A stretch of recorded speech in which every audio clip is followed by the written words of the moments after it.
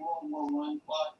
I know you know the answer. Well, it depends on who you ask. The best German plane overall that got the most time was the D7, the Fokker D7. Right.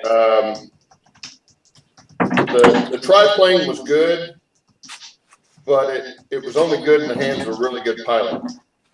Because it was a dangerous airplane, very squirrely. Well, I would say, was it unstable because of the Yeah. Well, any fighter plane, any good fighter plane's inherently unstable. The Camel killed more guys in training than it did getting shot down in the war. Because it was the same way. It had that big rotary engine. And when I say rotary, I mean the cylinders, everything turned. So it's like a big flywheel in the front. Oh yeah, I know the ones. And they're short coupled. But probably the best German plane that they came up with was one that didn't, barely got to the front before the war ended, and that was the Siemens Schuckert. Yeah, then World War II was It had a Halsky engine on it. It could climb anything in its day by far. But they didn't get it to the front quick enough. Yeah, and then in World War II, it was the Spitfires that pretty much took over the skies, wasn't it? No, probably the best overall plane in World War II was probably the P-51 Mustang. The Spitfires were great in the Battle of Britain, although the Hurricanes shot down a lot more planes than the Spitfires did. Yeah, because I can't remember, but I know in World War II when or was roughly when they were developing the planes in World War II is when the turbo came to existence, because some engineer figured out that if he designed the turbo and figured out that by installing the turbo in the engines, these planes could fly at higher altitudes because the turbo was able to, get more air into the engine, so the engine would actually perform at higher horses. Yep. Well, that's what made the P-51 great, was when they started putting the Merlin in the P-51. Then it became a great airplane. Before that, it was considered a ground attack airplane because it had an Allison engine in it. Yeah, which was only good for up to a certain altitude, and then after that, it was fucking horseshit. Yeah. Once it got over 20,000 feet, it was a dog. And so they relegated it to ground attack first. In fact, the first few variations had air brakes on them, on the wings, top of the wings. So when they went in with missiles or whatever, they could slow down enough. But it's it all depends on what you're talking about as far as what the plane is supposed to do, what you want it to do, and what it did. The Germans had some really good airplanes too. The problem was, they didn't have enough of them, and they didn't build them. They didn't build them to go any distance. They built them for short. Yeah, for short travel. For short stints. Yeah. Yeah, that's what happened. That's what the problem with the 109 was, is it couldn't stay over Britain very long. Yeah, and the other thing as well is when the Allies learned the ranges, they're like, okay, if the planes are here, that means the whatever the flight the plane carrier wasn't too far away. Yeah. So it gave the Allies really good. They're like, okay, well the planes are here, so they're at least an hour away.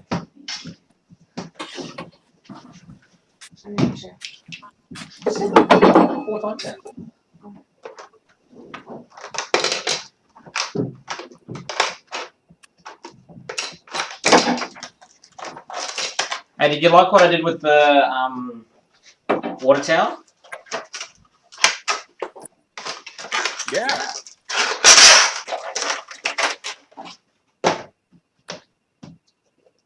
Like literally, you can plug it in and out of the layout on 2 different positions.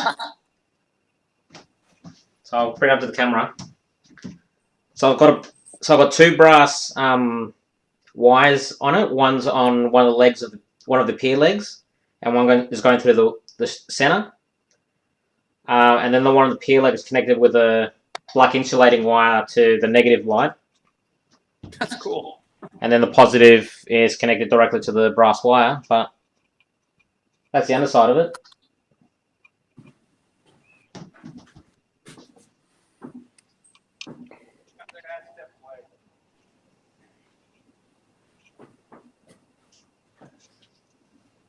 Sorry, I stepped away. Yeah. Oh, okay.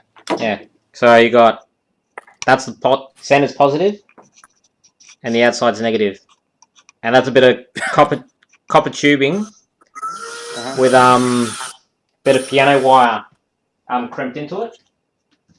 Wow. And it actually works really well. Like, took a little bit to get all the copper tubing set correctly, so when I plugged it in, it sat in the correct position. But once I got that sorted, it's just a little bit of a fiddly job just to get it plugged in. Yeah, it's just a little bit fiddly to get it plugged in, and off it goes. Works great.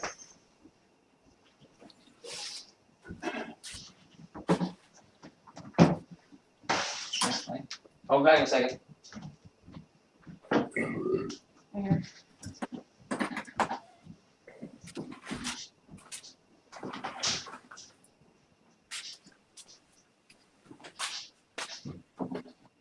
What do you think of my porch, Claude? I like that. I thought about that. It's like, it wouldn't be that hard to do. And it's a pain in the ass getting in that thing because you kind of have to step up on that tire and kind of shimmy in that little hole. You would never fit. You would not fit in it. Oh, no, I could tell that when you showed me the opening. Yeah, I think it's like 18 by 22. Well, I used to could get through a concrete block, which is 8 inches by 8 inches by 20 inches, 21 inches. Oh, hang on. But that was a while back when I was. Obviously, that's been a while. Yeah. We've got a few people in Wasn't chat as big now. around in the middle then. Hey, we've got a few people in chat now, guys. Oh, we're live? Oh, I didn't know that. Oh, we've been live since we started talking about World War One. Ah, there you go. Oh, well, shoot, then I'll, whoops. Yeah. Now we've got Nathan Delay, SSW Train Freak 86, which is Jason W. Illinois Country Boy, Joel. Hey, Joel. Human City Junction. So Heath. Hey, Leslie. Leslie. Hey. Leslie. I guess I better start loading this thing then, huh?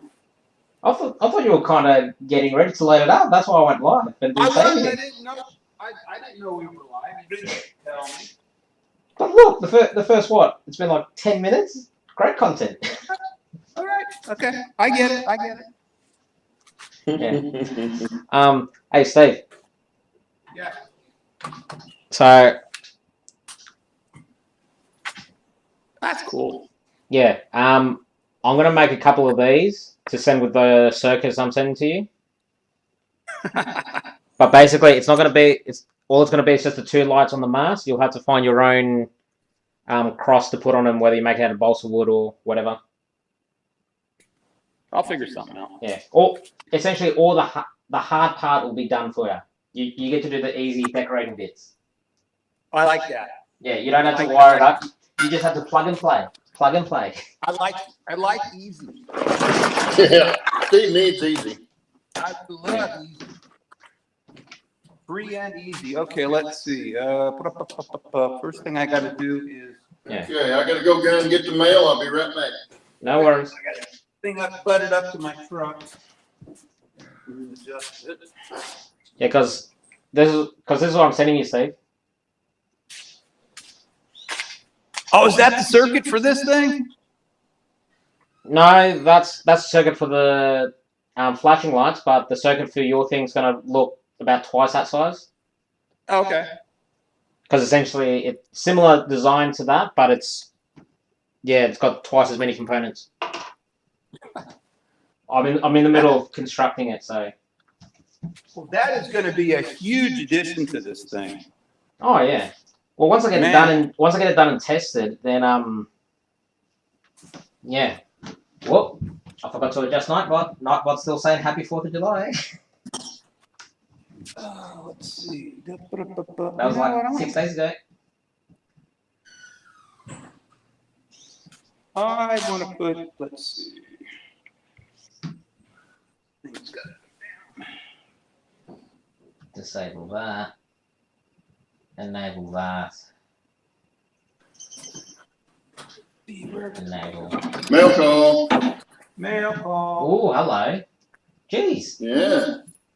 Yeah, got a haul in today. I didn't think it was going to get here this early. Yeah. Hey, John 2618's here too. Okay, good morning, John. Hey, John. Okay, what's in this package? This one is, more trees. More trees. More tree armatures, yeah. The non-evergreen trees. Actually, Let's see. I'm not sure if you guys have this over in the States, but have you ever seen those green foam blocks that florists use to make those decorative flower bunches and stuff? Yep. Did you know that reacts to the sun quite well? To the sun? Yeah. So when I first started model railroading, obviously, it's just coming out of high school, I was on a budget. So I got a few of these foam blocks and I took them to a coarse file to make it into like a pulp. And then I used that for the tree leaves. And it worked really good. Like it took a little bit to try and get it glued onto the trees, but worked really well. Anyway, come one summer, I had the layers against the window, the sun was coming through. Ooh. More trees. These are tall pine trees. I've been looking for them, and Hobby Shop didn't have them, so I found them on eBay. Yeah. Go ahead. Yeah, anyway.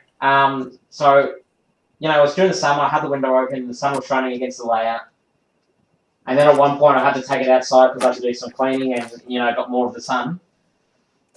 And, I didn't take much notice of it because I was in and out, doing things, catching up with mates and whatnot. And anyway, and then there's one day I went to go work on the layout, and I look at the trees and, one side was all nice and green, and the other side was all brown like it was in autumn.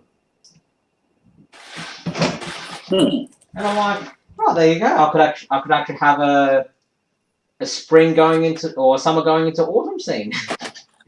Just leave these trees out in the sun for a bit. Ooh, there's a lot of truck there. Yep, 22 pieces. I couldn't pass this up. I saw this and I thought, I don't really need it. But it's 22 pieces of micro-engineering code 70, narrow gauge flex track, and I got it for, my bid was $70-something, and then of course had tax, but he shipped it for, he shipped all this for $7. You stole that. I know it. Because six pieces is almost $45. Yeah. Man, you is got that at pieces. such a bargain, my God. Yeah.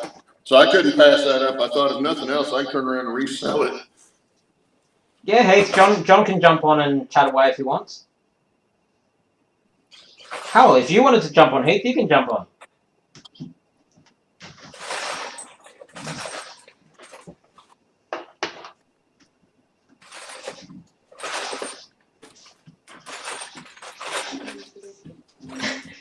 Yeah, you don't always Oh, we got find John on good here too. steals on eBay, but that was.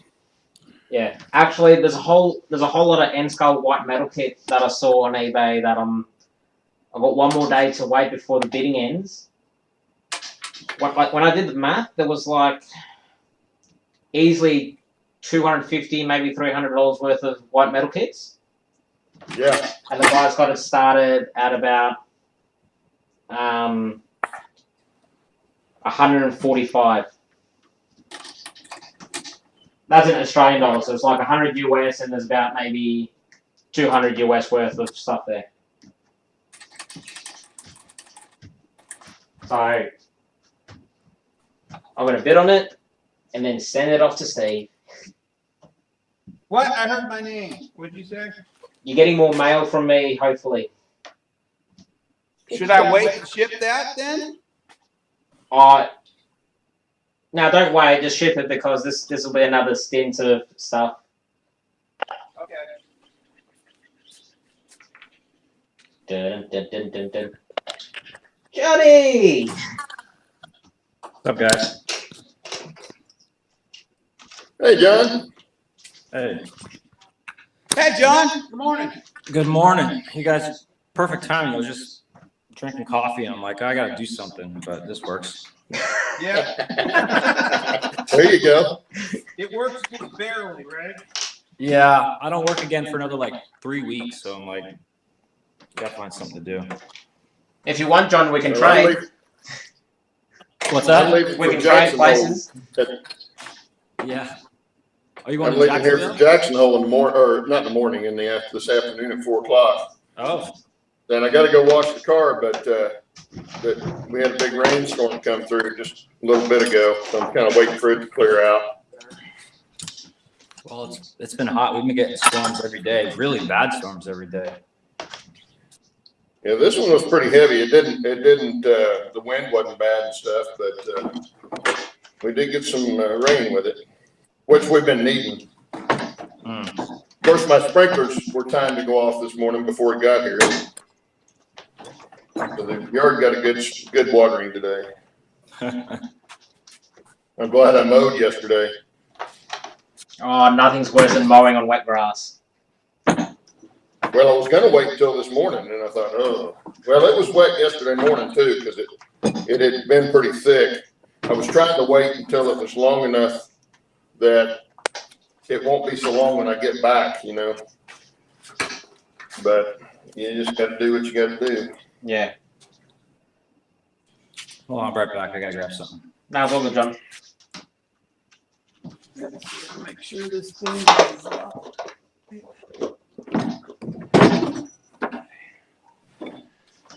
What's weird doing these great big trees, these are 7 to 9 inch trees. So what would that be in scale feet?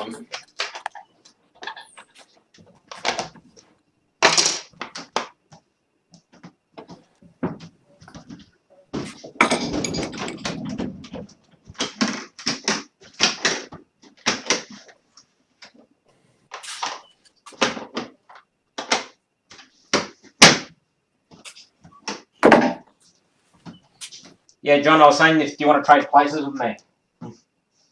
Oh, for what? Not working? Nah, well, not just that, but I'm not sure if you looked on the news, but Melbourne metropolitan area and the county up north of Melbourne is back in lockdown for the next 6 weeks.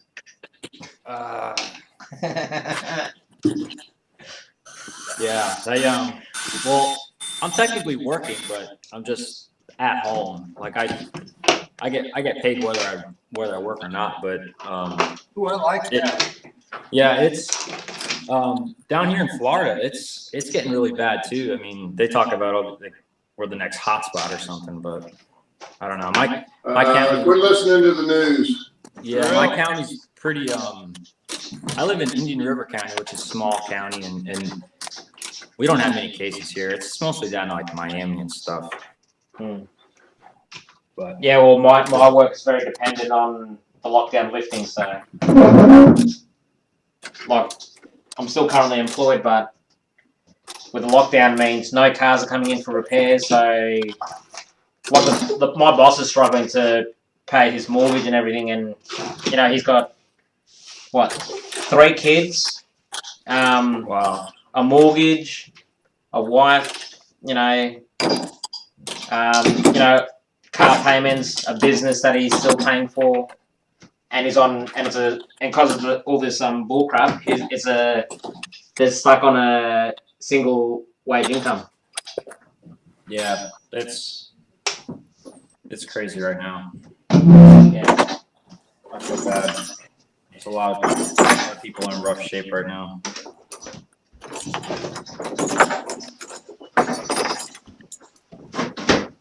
I've been working on look at these. I made little mini blue flags for like, you know, when the carts are being unloaded or whatever.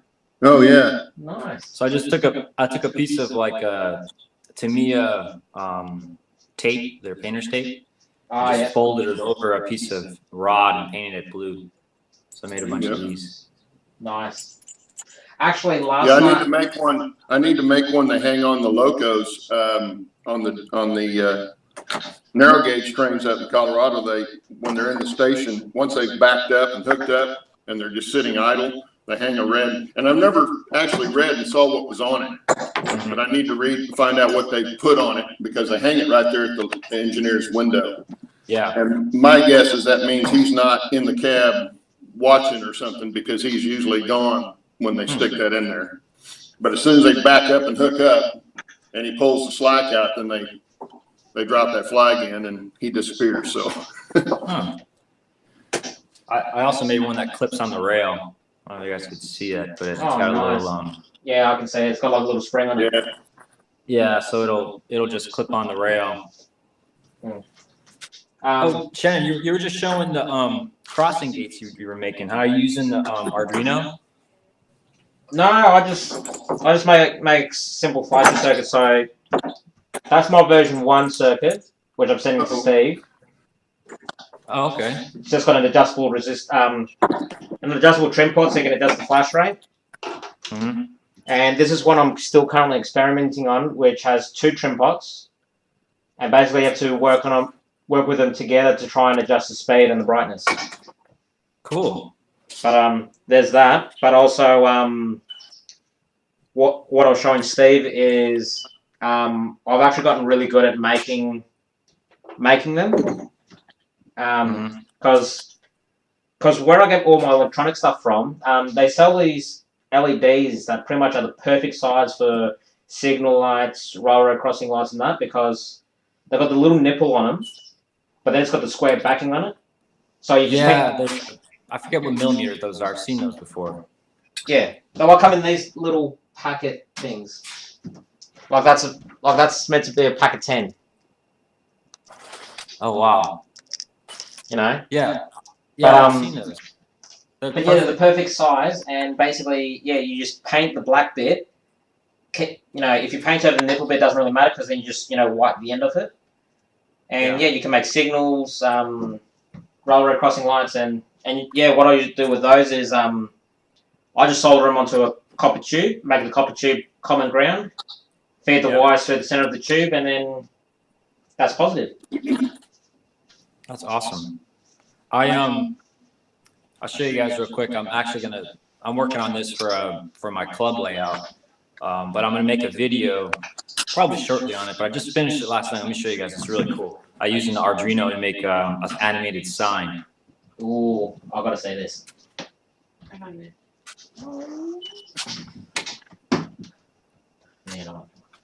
So check this out. This is a Is it backwards? Is that backwards for you guys? Nah. It says diner. Yeah. Okay. So this is a 3D printed part, and I painted it all up and put little lights in there in the arrows, and then have it all wired into an Arduino. Yeah, I think you were talking about that last time you were on video. Yeah. So let me plug it in. I'll show you how it works. I'm pretty happy with it, and it only cost me again $7 to make. Yeah, and you can probably make a killing on it selling it for like $100. Yeah.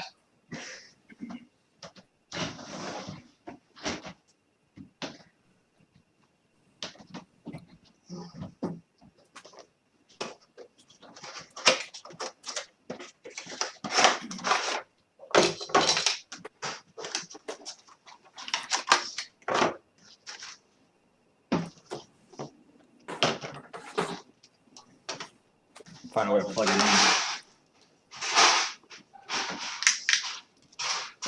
Ow.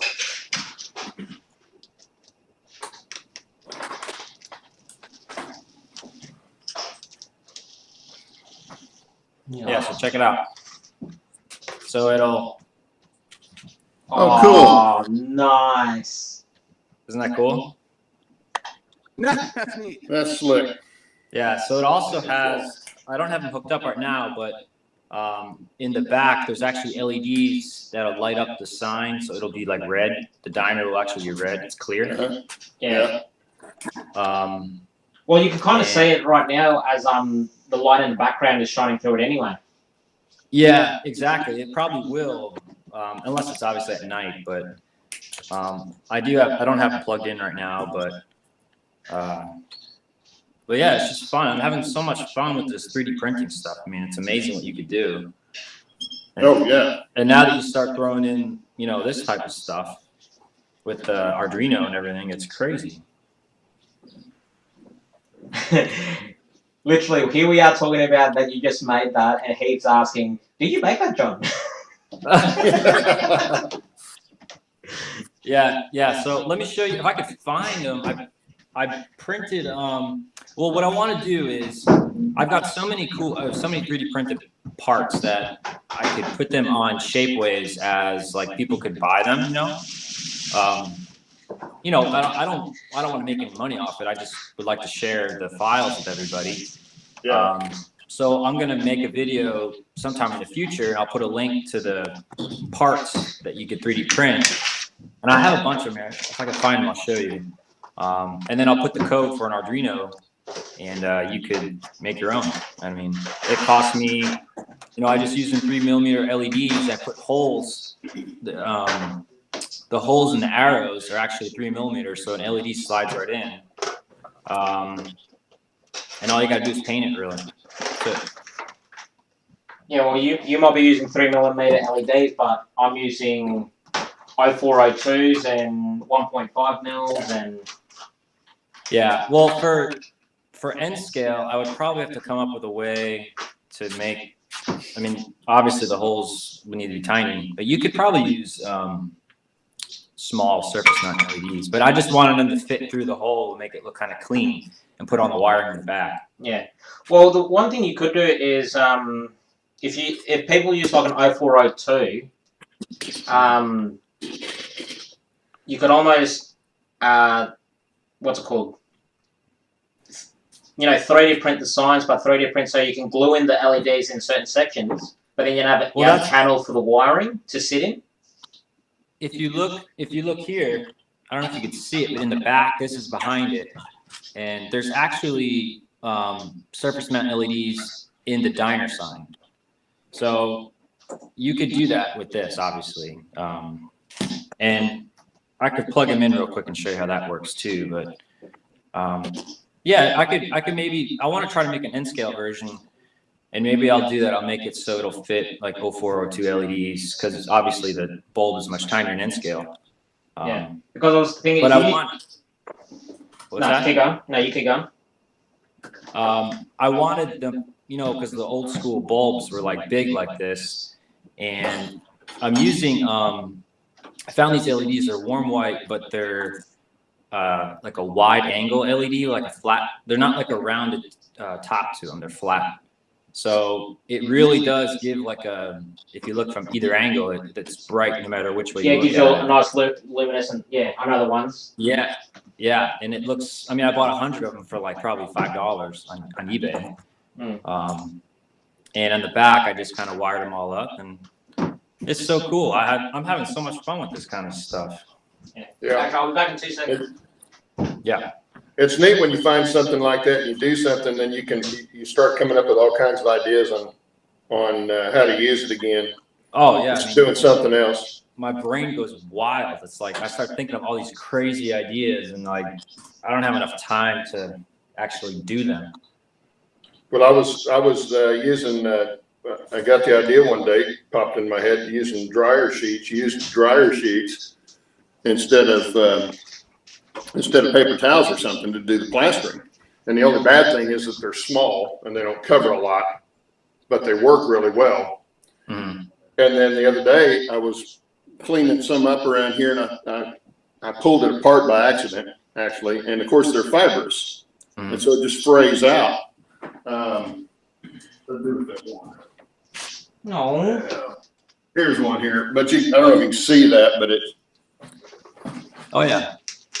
Yeah, it gets, well, what I did was I took it and I thought, I wonder if that would make a good splash effect in a stream or something. And it might be kind of hard to see because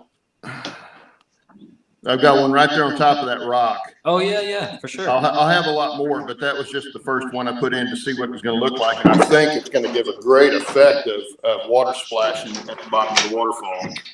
Wow. So, Well, yeah, it's stuff like that. You just, you know, you could have almost anything around the house and end up using it for 3 or 4 different kinds of things. I'll tell you, Oh, damn, that's I very drove- blurry. what's that? See the pencil? Yeah, See the LED I've got up against it? yeah. It's like, oh, what is it? Probably measures 1.5 by 1.5. Yeah. Tricolor. Red, yellow, and green. Wow. Oh, Yeah. wow. I've got a bunch of the SMDs, the like 0402, 0602. Yeah, I think these are 0602s, these ones, or similar. But these are a tricolor. They're not a single color, they're 3 colors. That's great. I don't know how they could fit. How did you solder the leads to that thing, or did you? Oh, they came pretty solid. Oh, perfect. Yeah. But yeah, no, because I saw these on eBay by accident when I was looking for some other LEDs. Mm. Like, I didn't see this color particular, but I'm like, I wonder if they got red, yellow, and green together. Yeah. Bought 40 of them, so now I'm gonna start commissioning some semaphore signals. That's awesome. I want to do. I think I was mentioned earlier. My father-in-law, we're building his layout, and it's rather large. And we're almost done with all the bench work, and now I'm starting to think of all fun ways to do like signaling and stuff. And I was looking at some tricolor LEDs to make some signals. And again, using the Arduinos, you can make your own kind of block detection. Yeah. Is his Something modern or what era is he doing? We're just it's literally just like a fun layout. He's not Oh, it's a free he's not for into it. Yeah, he's not into it as much like like we are. We're prototypical. He's like he loves coming over here to see mine, and he loves operating. So he grew up in Ohio, so we're kind of gonna do kind of like a Northeast U.S.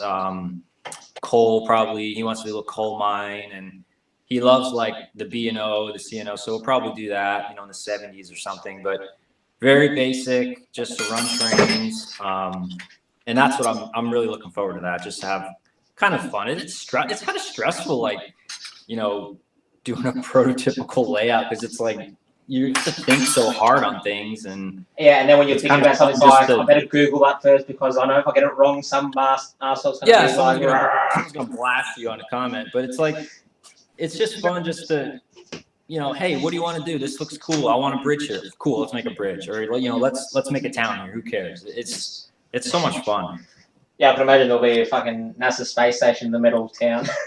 Yeah, and who cares? It's his layout. He can do whatever he wants. It's fun. Yeah. Well, what I might do is I'll send you the link to where I got these LEDs, right? Yeah. Because like I said, they come pre-wired. All the wires are the same color, which is a bit annoying. But I found that the common wire, which is positive, is the longer out of the 4 wires.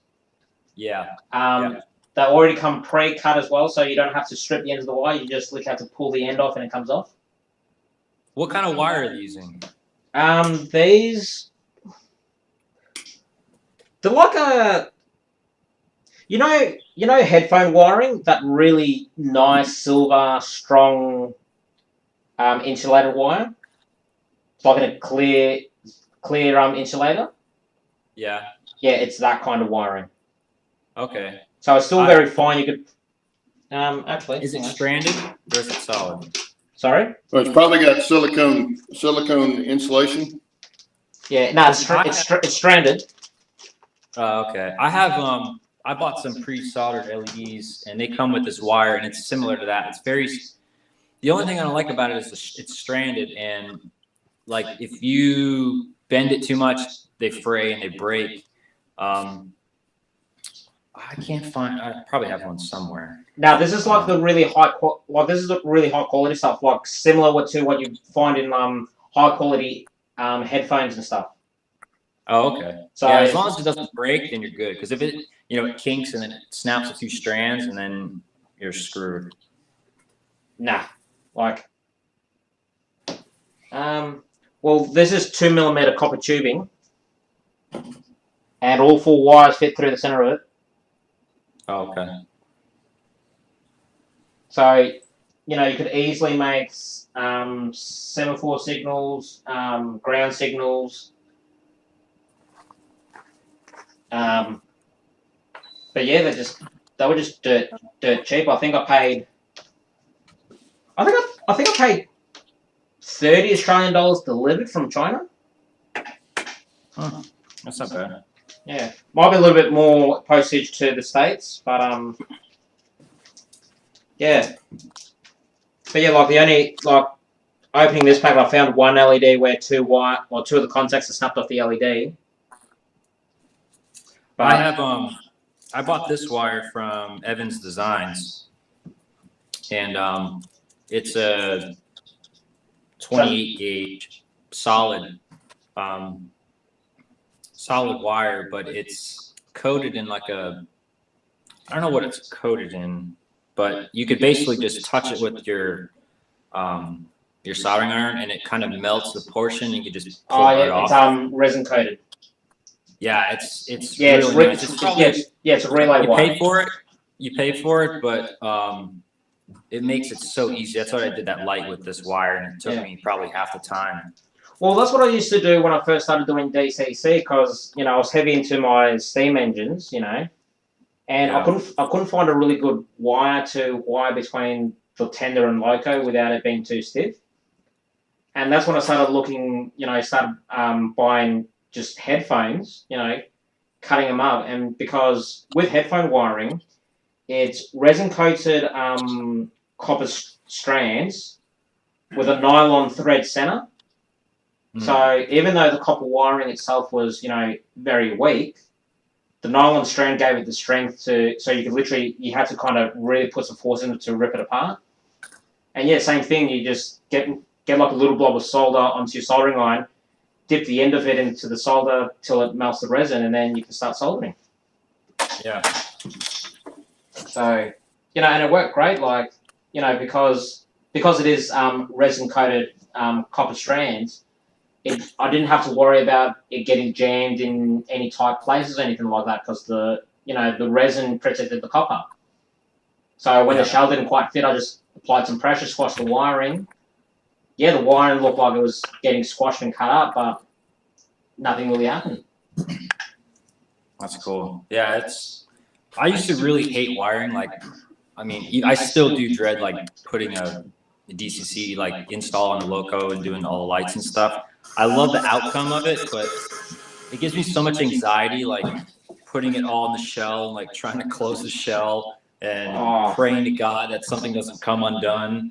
And God, but this is something that I've been planning to do. I haven't done it yet, but I was gonna, because I've got some brass wire, because that's what I used to wire up my water tower, and I was actually gonna make a wire strand to actually mount inside the shell permanently, and I'll have that as the common for any lighting in the shell. Oh, yeah. So you attach all the lighting common to that, so there's only one wire, and then obviously after that you just have to wire the auxiliary outputs onto the other side of the LED, and then that way you've got half the wires to wire up essentially. Yep. So that's what I did with this light tower. I actually did a common positive for all the LEDs in the circuit.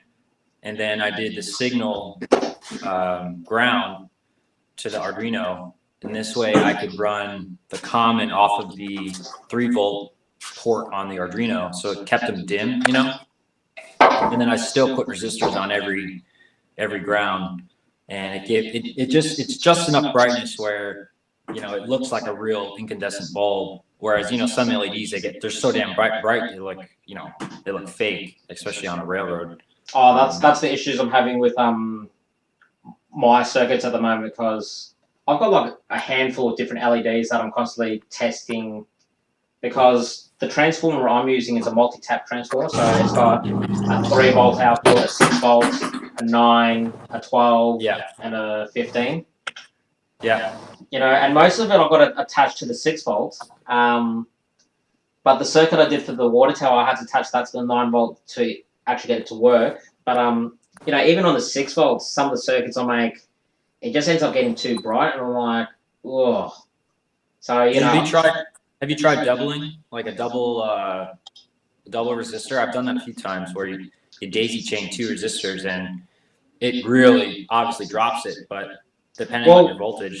Yeah, well, these circuits that I made, the way they work, it's very tricky because because I've got the adjustable resistor on it on these circuits that I'm still testing.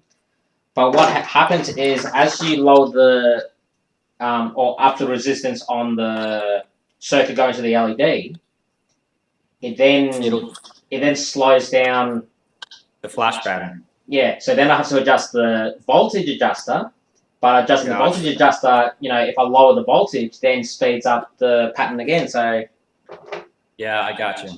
Oh, yeah, that's tricky then. Yeah, I could do it with a 555 IC timer circuit, but I can't be bothered getting 555 I timers, and because they're not cheap. They're like, I always buy things in bulk, and I think the ones I can buy from here, they're like $3 or $4 each. And I'd probably want to buy like 10 of them. So that's $30, and if I only make 1 or 2 circuits and then go fuck this, there's eight ICs just sitting there. Whereas with these circuits, they're just transistor, capacitor, a couple of resistors, a couple of wires. Cost me like $4 to make the whole thing. And I only paid like $10 for all the components. Claude, I was thinking of your layout the other day when I was coming home. We flew into Aspen, and we left the airplane in Aspen. We drove to Denver. So, I mean, that drive, I don't know if anyone's ever done that drive. It's gorgeous. You drive. Oh yeah, it's a 4-lane interstate, but it's still a beautiful drive. And we did there's a pass. I forget the name of the pass. It's only open in the summertime. And because there's several of those. Yeah, it cuts like 45 minutes off the drive. So we did it, and you talking about Independence Pass? Yes. Yeah, like the cutbacks, and how about the rock outcropping on that one corner? It was amazing. Like we weren't really sure what we were gonna get, because my boss, his wife is like, yeah, when you guys go to Denver, just take Independence Pass. It's beautiful. And we're like, okay, whatever. And we took it, and we're like, holy crap! Like, this is no joke. Like, the road goes to single lane. There's no guardrail. And it's like cars are coming around corners. But wow. Yep. Well, there's that one corner with that rock outcropping where when we went over with the kids, we were in a van. Oh my. And a big van, and at the bottom, if you come from the east side going west toward Aspen, at the bottom of all the switchbacks, it says no vehicles over 30 feet. Yeah. And that's why, because you can't make that corner if you're any longer than that. Yeah, I think when we go back in August to get the airplane, I'm gonna put a GoPro on a time lapse and do the whole thing, because it was amazing. And the more I go up there, we go up there a lot, and I'm just getting this huge interest in narrow gauge. Oh yeah, and there's a narrow gauge there at Georgetown. Yeah, Georgetown Loop, and it's a real short railroad, but they use a shay on it. Okay. So you get to do a shay too at the same time. But Independence Pass, and there's several of them that are summer only. But another one that's a little bigger road, not much, still doesn't have a lot of guardrails, is Red Mountain Pass between Durango and Ouray. Oh, okay. But it's a beautiful one too. There's actually 3 passes there on that drive. That's the $1 Million Highway. Oh, but it's really pretty too. But you got to be careful because if you're going to look at the scenery, pull over. Don't try to look while you're driving. You'll run off the road. Yeah, It's that scary there. But plus you got oncoming traffic. It's a fairly well used road. But how did you like landing in Aspen? I've heard that's a dicey little approach. Yeah, landing in Aspen is stupid. I've done it. Fortunately, I've got a lot of experience in Aspen for my old job and this job since he has a house there. So yeah, I know, me and my colleague, we know like what's acceptable and not for the weather. But it's that helps to have extremely dangerous. I mean, if you were to ever sit up front and look, at the approach that you do, your descent path is like over 7.5, 8 degrees, and it's typically like 3. That's a standard approach. Yeah. So like you come over a red table and you look down, and we've had a few of the flight attendants be in the jump seat, and they're like, "Where's the runway?" And I'm like, "Down across the nose, you can't even see it yet." And they're like, "What?" And you dive down. You dive down and basically scare the hell out of them. you throw everything out, like way out, gear, flaps, spoilers, and you're diving down, and you're praying to God that nobody comes out onto the runway and you have to go around because you can't go around. You're past the point of no return. Yeah. You're slowed down so much you can't power up and go around. It's like it just shows you like that money can really enough money you could do anything just because that airport shouldn't be. I've heard that one and Telluride. I heard Telluride, yeah, that's another step. I saw a guy take a small airplane in there. He had the GoPro up on the dash going in there, and he was talking about how you had to come in, and he made a really nice landing. But I think he had really good weather that day too. But being on that plateau out there, on the side of that mountain, it looked like if you screw up, you're no place to go. Yeah. Well, Aspen is one way in, one way out. So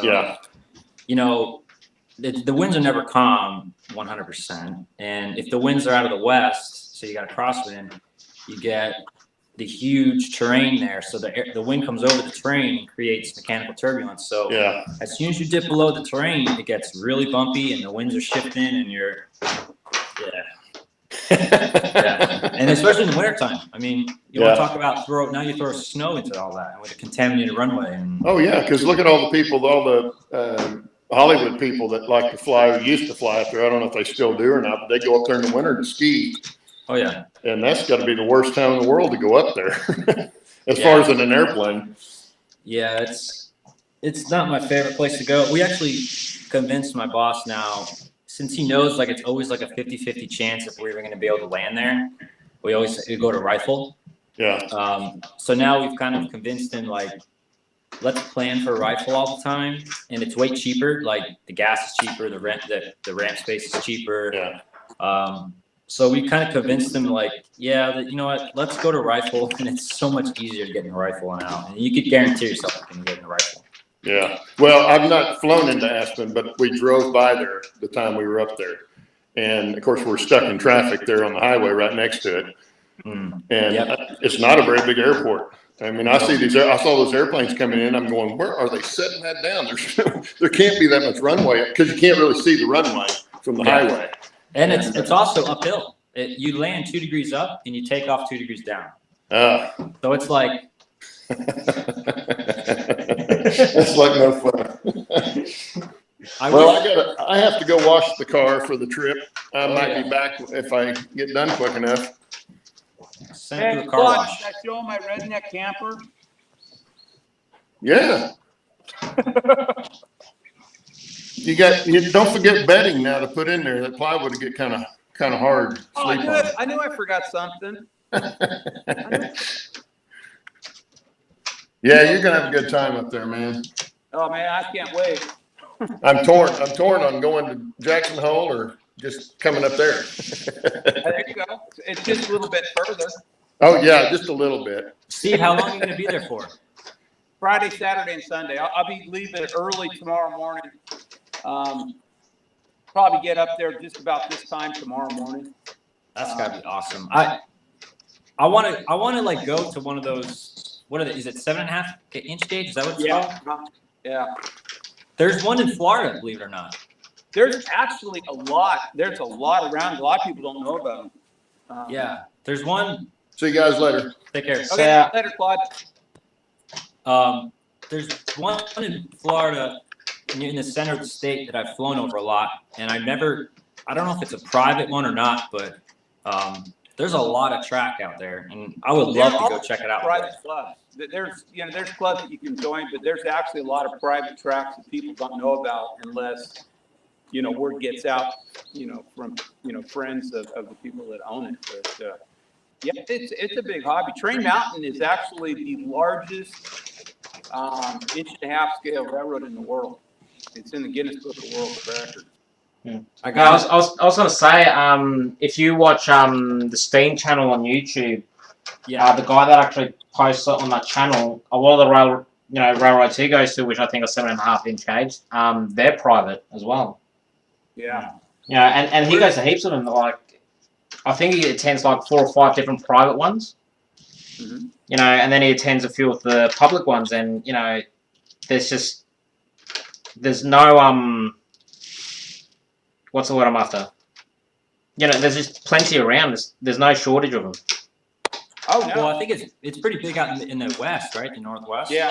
It's funny. The gauge is different on the East Coast. A lot of the clubs are 7.25-inch gauge, and out in the West it's 7.5. I honestly don't understand the difference. Why that's true, but a lot of people, if they go to those different clubs, sometimes you go to one or other, you can actually adjust on equipment that's built that way, the gauge of the wheel, so you can replant them.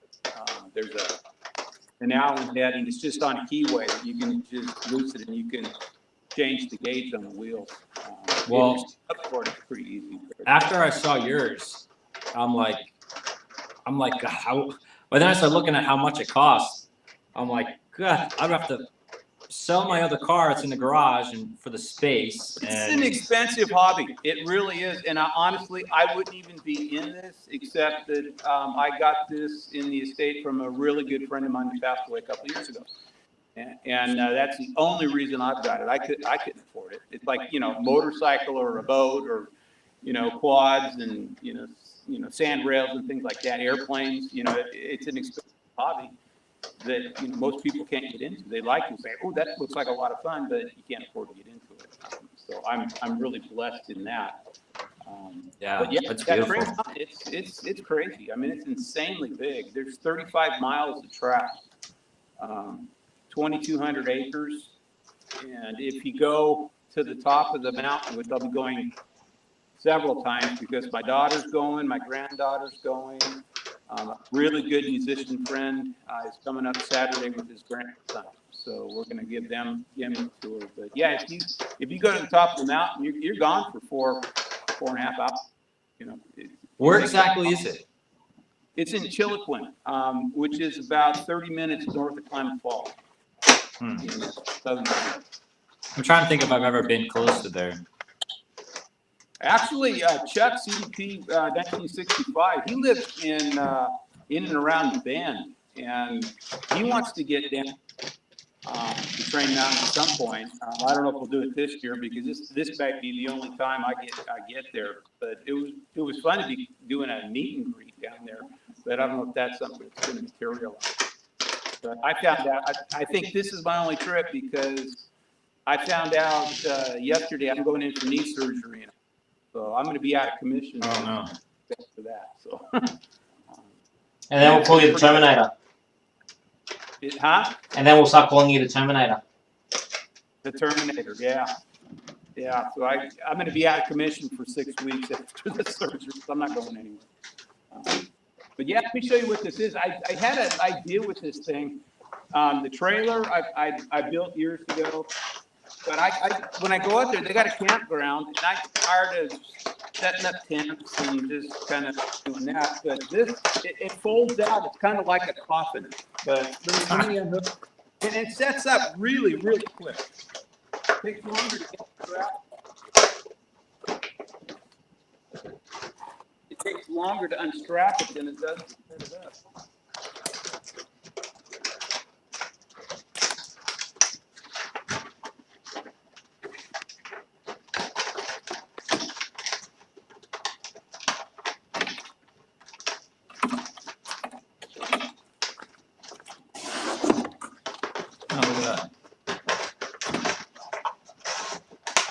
Nice.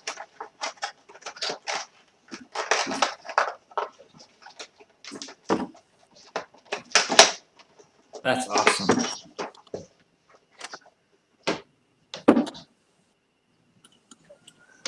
And then, of course,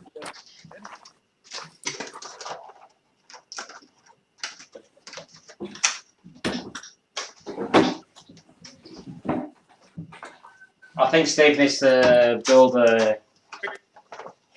some rolling stock that holds up to a bed. and it's duck soup. See, and then I got a door.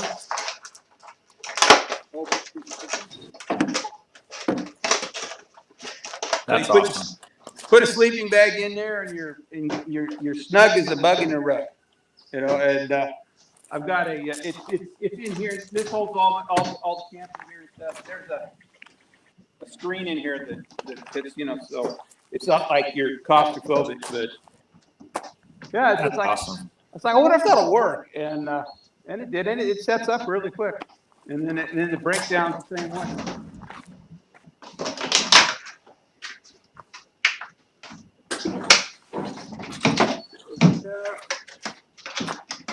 No, I'm going to do some nasty things to my son in the morning. What'd you say? Oh, before I jumped on, I was telling Steve and Claude, I was giving my son a crash course on the dangers of playing with fire. Oh, Because, yeah, when I was setting up the laptop in the lounge room, I set the laptop up and my wife's like, what are those black marks on the TV cabinet? I looked at it and going, is that sticky tape? And, you know, we're touching it and I'm like, no, that's charred. That's been burnt. So we got him out of bed, asked him, what's this? And he's like, I don't know. And I'm like, no, you know what it is. What did you do? And he explained he was bored and, you know, he wanted to, you know, he found the lighter and, you know, he wanted to play. So out came Google and I started to go, if you play with fire, you know, this is what could happen to you. And, you know, just started showing him, you know, as harsh as it sounds, I just started showing him burn victims. I'm like, do you want to look like this person? Do you want to look like that person? This is what happens when you play with fire. You end up looking like this. wow. So, Yeah, that's scary. yeah. You know, not to mention that, you know, like, obviously we got Andreas, you know, he's only, 15 months now, and got another one on the way, which found out today should be due Valentine's Day next year. Oh, nice. Congrats. Yeah. If it's a girl, I've got to feel sorry for when she starts dating, because, you know, if she's born on Valentine's Day, it's none of this, one present suits all. It's going to be, you can have one birthday present and one Valentine's Day present. Oh, yeah. So, but no, hopefully, you know, if I do end up having a daughter, she'll be one of those girls where, you know, she'll be, you know, knock on the door and be like, Dad, I'm done with the ex. Can you finish him off for me, please? Nice. Because every time, you know, when my sister started dating, didn't have to really worry, you know, and my mates is like, don't you stick up for your sisters? And I'm like, oh, if they need to, they'll ask me. And they're like, what do you mean? It's like, look, if you can date my sister, you got some balls on you. Because, you know, my sisters, they're not pushovers. Like, oh, God. Sometimes the fights we get into, you kind of look at us and it's like, is that legal? But nah, it's all good. Anyway, that's how it works. That's gonna be so much fun, Steve. Well, I'm going to be trying to do a thing Saturday morning from up there if it works. Yeah, that's gonna be cool. Yeah, so Friday, so it's Thursday over there now, isn't it? Yeah, Thursday. Okay, what we might do is tomorrow, roughly same time. I'll just do a quick, you know, 10-15 minute test kind of deal. Yeah, well, I won't even be up there until probably about 8, you know. What time is it now, anyway? 1 o'clock 8 o'clock. here, so 11 a.m. Eastern. Yeah, it'll be just about this time. I should be pulling in the gate just about this time tomorrow. Yeah. Well, in that case, I'll just might jump on and just, because I'm just currently packing up at the moment because I need to do a big cleanup stint again because Yeah. you know I can be messy like that. But Well, yeah, I might just, you know, once I clean up here, I'll set all this back up and yeah, I'll set all this back up and run some trains maybe the first hour.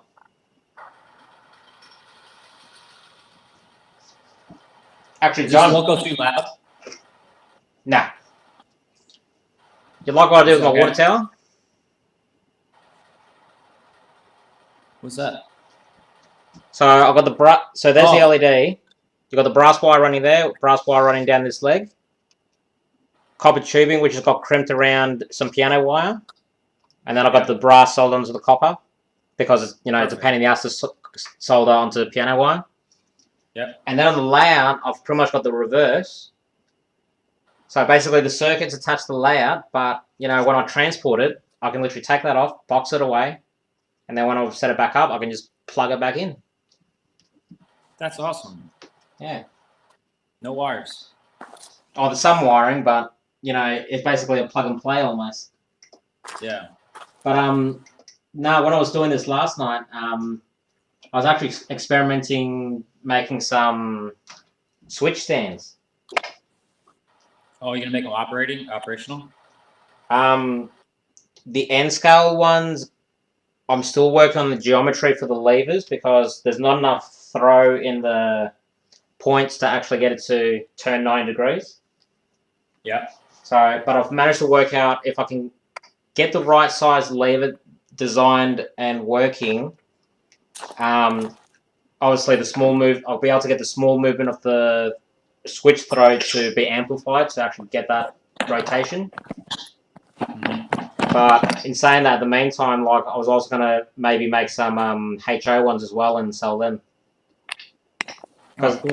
Yeah, because it actually isn't too hard to make. Like you just get some copper tubing, you know, which you can glue into the layout. You put the piano wire in the center so it swivels on it, and then and you have a bit of copper crimped onto this piano wire with a little bit of, you know, brass wire as a point to connect the lever wire to. Mm-hmm. You know, so it can swivel, and then you just, you know, glue a cardboard target on it. okay.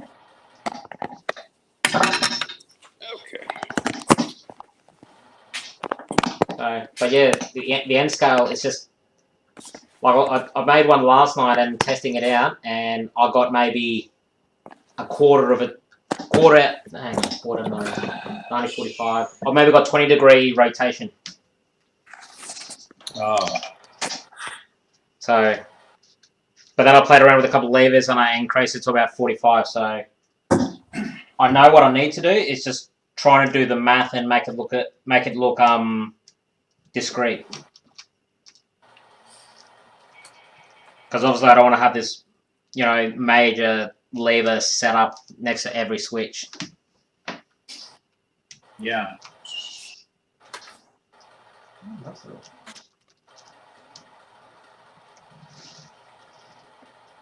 Now I'm back to the real world.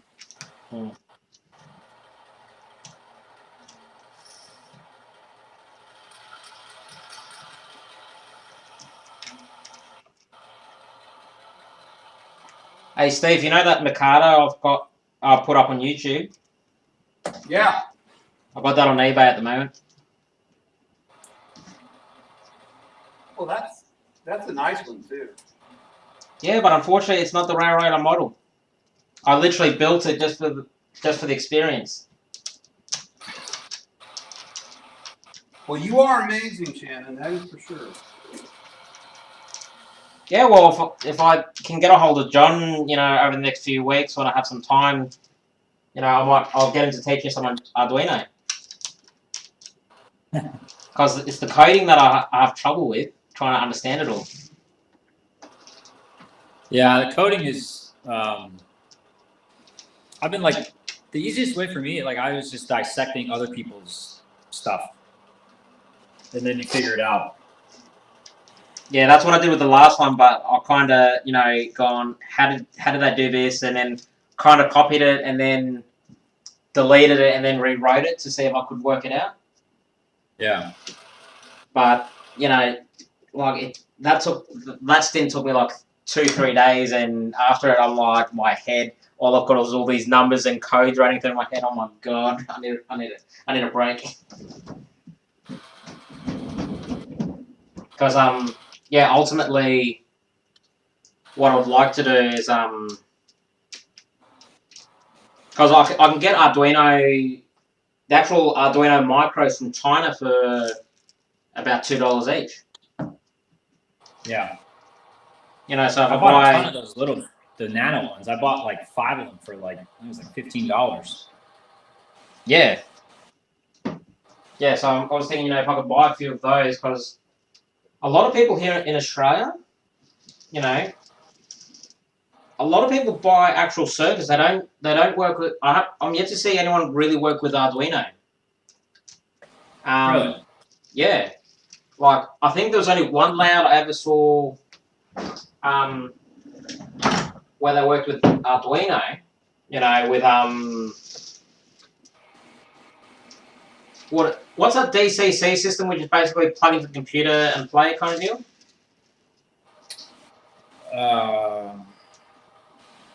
I forget.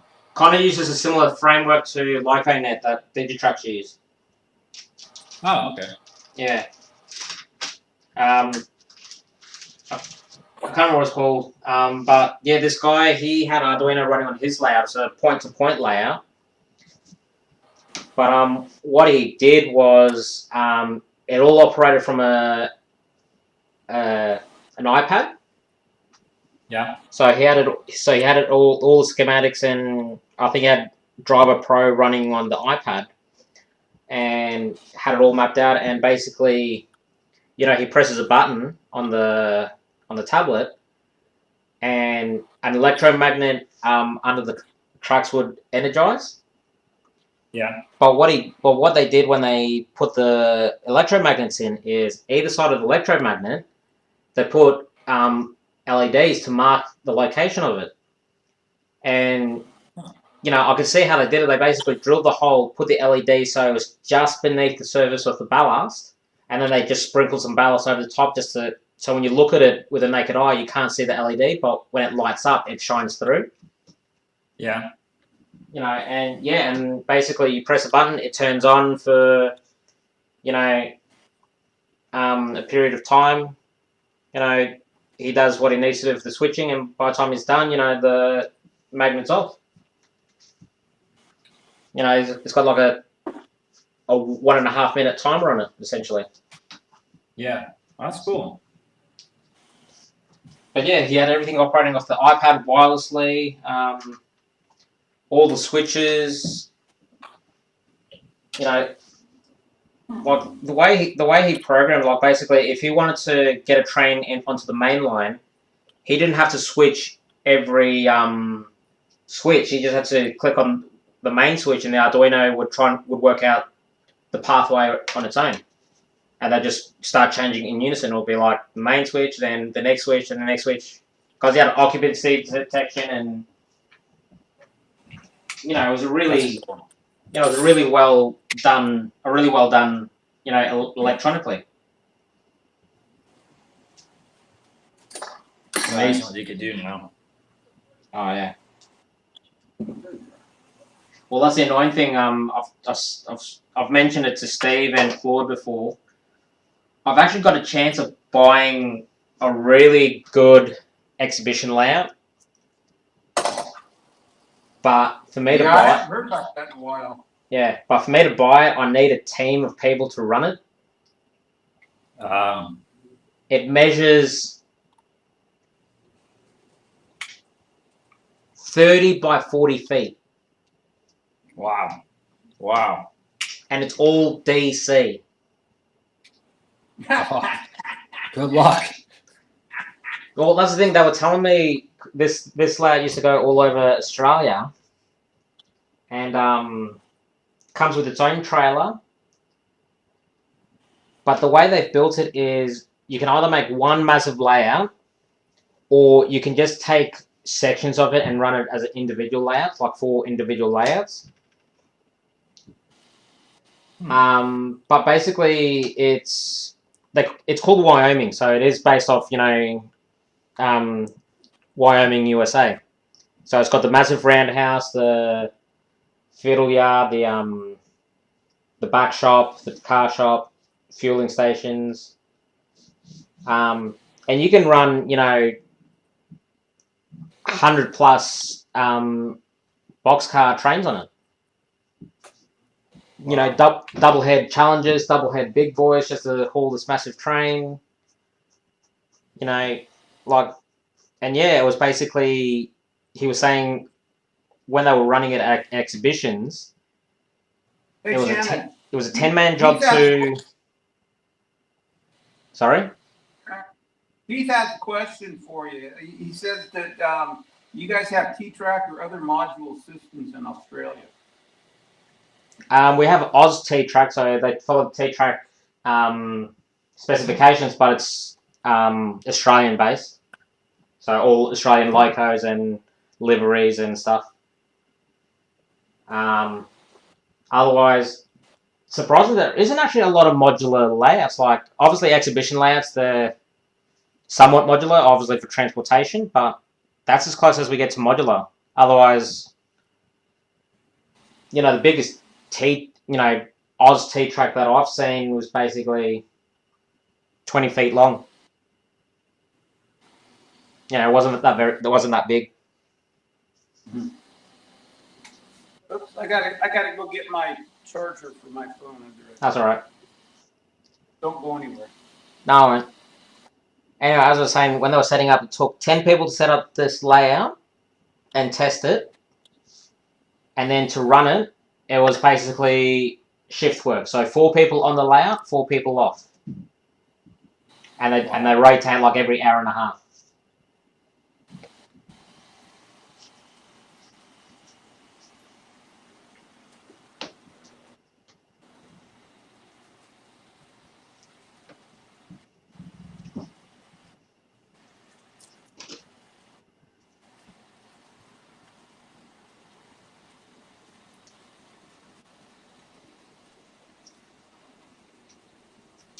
Actually, if John's asked that question, he might have asked me a couple of minutes.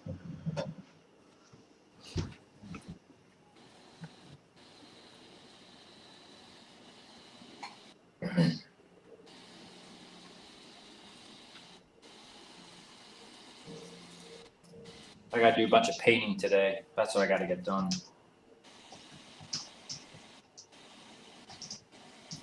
I'm working on these, those passenger cars I was showing you, for the Blue Comet. Yeah. And I've been I've been modifying one of the kits into a observation car. So I had to cut out the whole back of the car. And then modify it, yeah. Yeah, so I had to like put these windows in the back. I had to cut them out by hand. I used a file. It took forever. But I got the nice big windows for the observation, and then I got my little railing here. So that'll fit in here. I had to build a floor. You're gonna have the the thread at the end of it? I got marker lights. Oh, you got the marker lights, okay. Yeah, the prototype had marker lights here, so I got them. I've got to make my own little, I don't know what it's called, like the herald in the back, and a little circle. Yeah. So I got that. I got some decal paper. I'm kind of working on different ways to make that work. And then I also need to do for the floor on the Blue Comet, it was like this, it was a tile floor, like blue and white tiles, or I think it was blue and like cream tiles. So I figured out a way to kind of make, I could do blue and white and just paint the floor white, because obviously you can't print white paper on my printer at home, or white ink. So I'll do blue and clear, and it'll kind of shine through, and it'll look like tile floor. Yeah.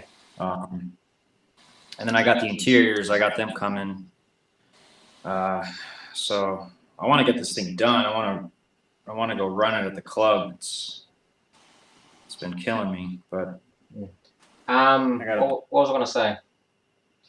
Did you end up looking up the McKinley Railway channel on YouTube? Yeah.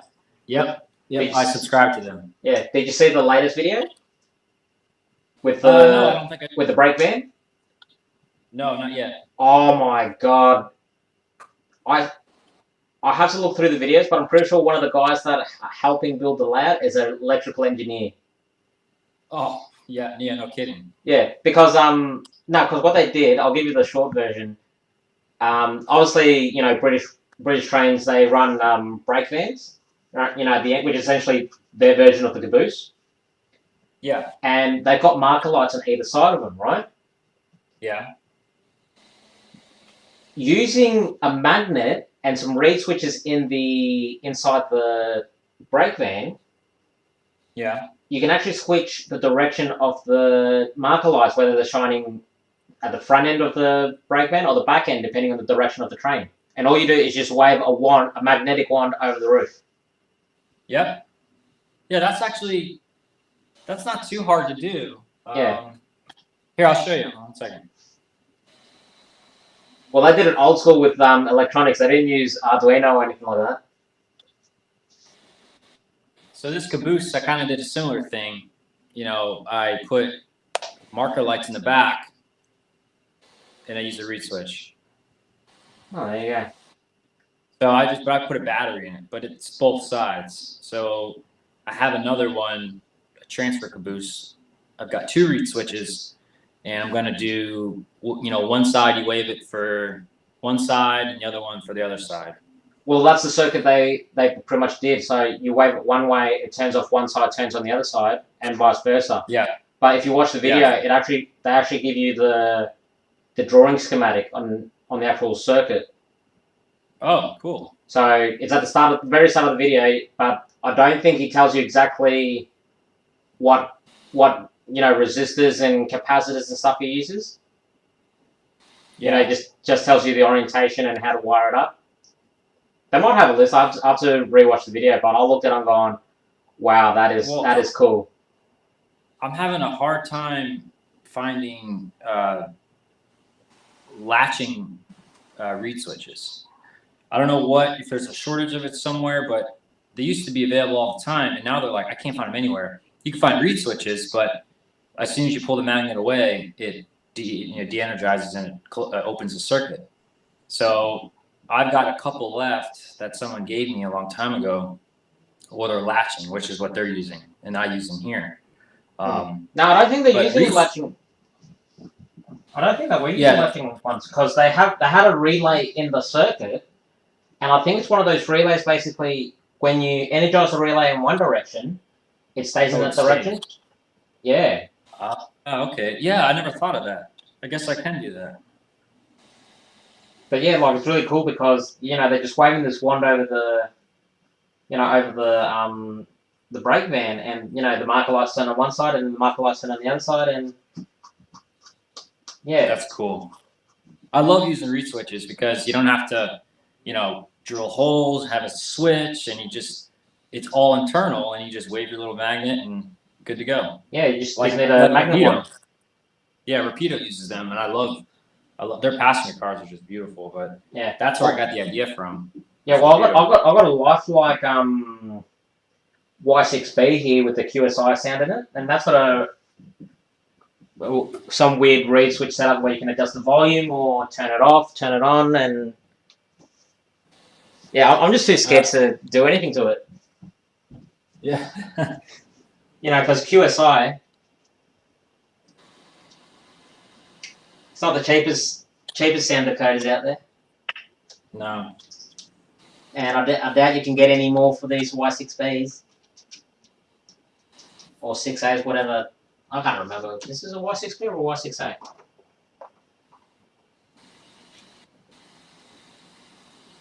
Doesn't even bloody tell me. Ah. What is it?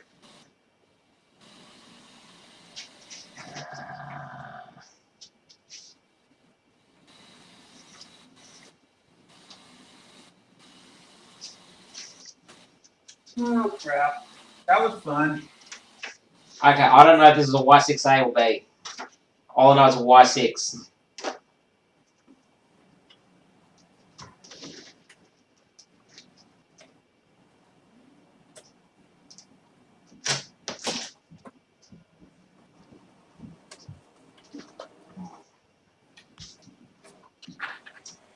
Oh, damn it.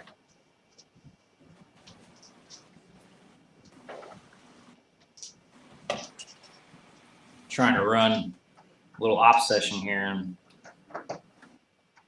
I just did a Throw little my track. obsession. yeah. I had to go find my dogs. Oh. It's like I got so caught up in doing this morning and loading up that train. I always open the gate to let my wife go to work so she doesn't have to stop and open and close it. And I did that at, well, when we got on here. Went out, it's like, where's the dogs? I look over and the gate's open. It's like, oh crap. So the 90-pound pit bull and the 6-pound Chihuahua Yorkie mix were a quarter mile down the road. Oh, jeez. Jesus Christ. It's like, oh man. And she, I mean, she doesn't know. She's a rescue, so she's like totally lost, except she follows Blue everywhere. It's like, oh man, that was a big screw up. Don't tell anybody. I'll be in super trouble. Now you Not just on the internet, but here forever. Yeah.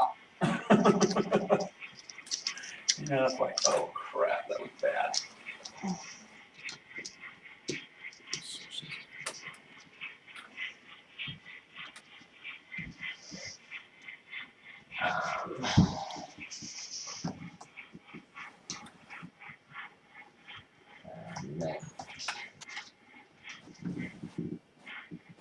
oh, bloody boxcars. Deal with you later. If you've ever wanted guards van Shut up. lights for soldering, How do I share this again? Share screen. Yeah, John. Yeah. There's the Oh diagram. my God. So you got, yeah, 100 UF capacitor, LED, reed switch with a common to the relays, couple of resistors. Oh, sorry, those are diodes. So you got 2 diodes next to the relays, 3 resistors, 4 LEDs, and picks it all up from the rail pickup, whether it be DC or DCC. Wow. And the good thing about it, they were saying, is if you set it to one direction and then take the brake fan off the track and then put it back on the track, it'll light up the direction you had it on last. Oh wow. So if you know how to read that, which I know some people have trouble reading that kind of stuff, but if you know how to read that and rebuild it, it's piece of piss. And they show you how they build it on there on strip board, and yeah, like it's nice and neat and small. That's crazy. Now I'm gonna stop sharing.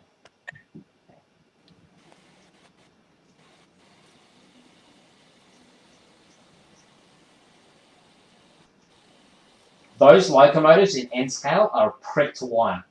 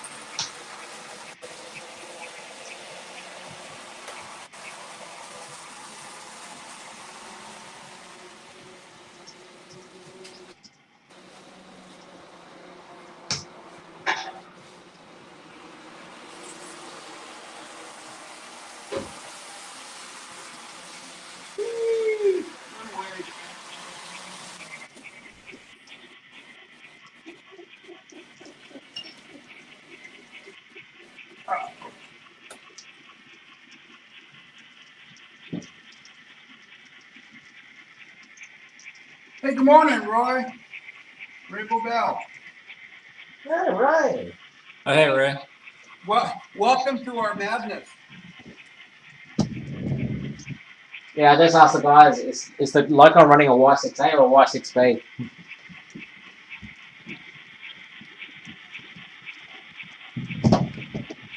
See if I can get a better angle of it.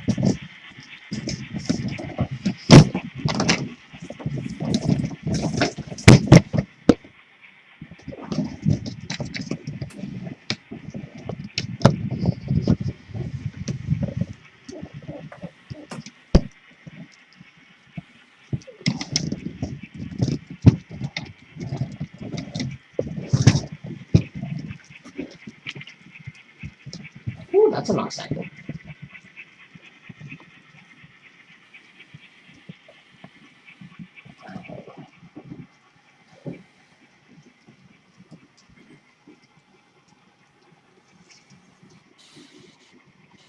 Yeah, Ray was on Community Roundhouse, I think, yesterday. Yeah, you were the guest on there yesterday. I went in to get my charger, and then I went to that. Then I chased the dogs, and I didn't get the charger. I will be right back.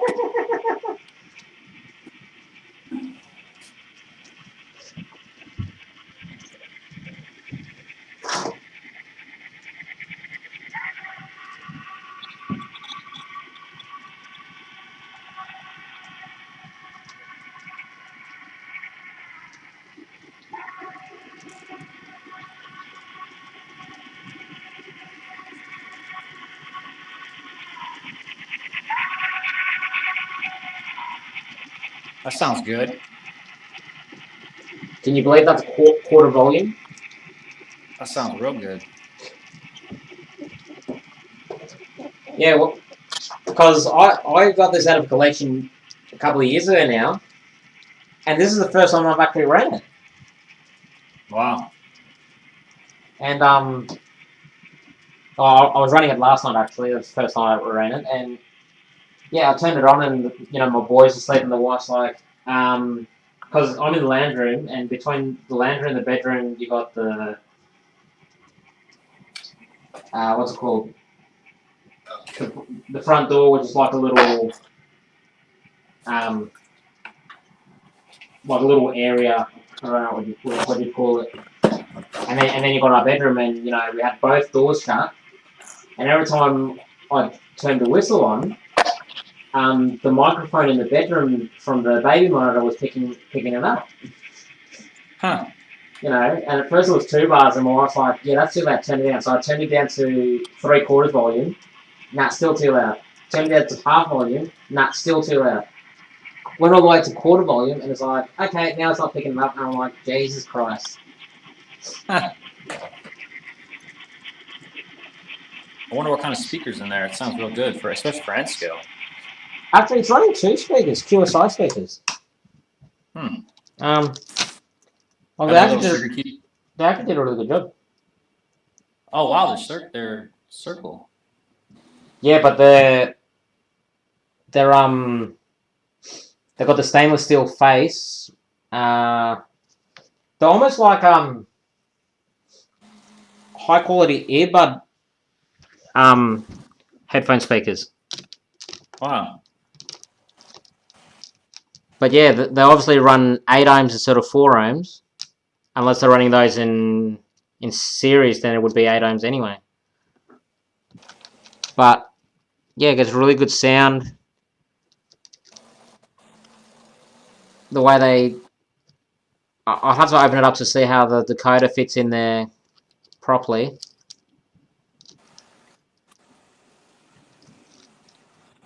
But yeah. And I'm finally getting to run this auxiliary tender as well for the first time after 4 years. Nice. I'm still undecided whether to decal it Norfolk and Southern or repaint it and have it as a mock-up for the Southern Pacific.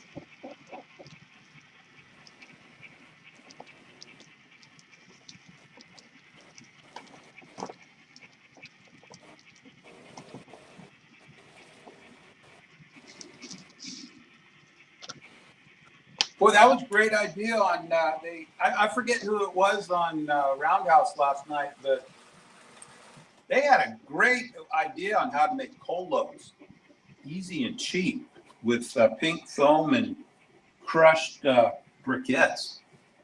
Yeah. Steve, why don't you just go outside, find a few sticks, burn them, and then crush them up with a hammer so you can get charcoal. Say that again. Go outside, get a few sticks, burn them so they're black, and then just crush them up with a hammer to make charcoal. Well, why not just use charcoal because it's already done? I'm lazy. Well, you can buy charcoal, you know. Yeah, I've got charcoal. Well, you've got charcoal, just crush it up till it's small enough. I got a ton of charcoal. And then you can use charcoal dust for soot. Yeah, all these great ideas. It's like I never even thought of that. Okay, I have a squeaky box car and I don't know which one it is. I hate that. Can't find out which one it is. Yeah, especially when it only happens on the curb. And it's right in the middle of the train, so it's like if I want to figure out which one it is, I have to listen to the sound of the train, but you hear everything and it's like, whoa.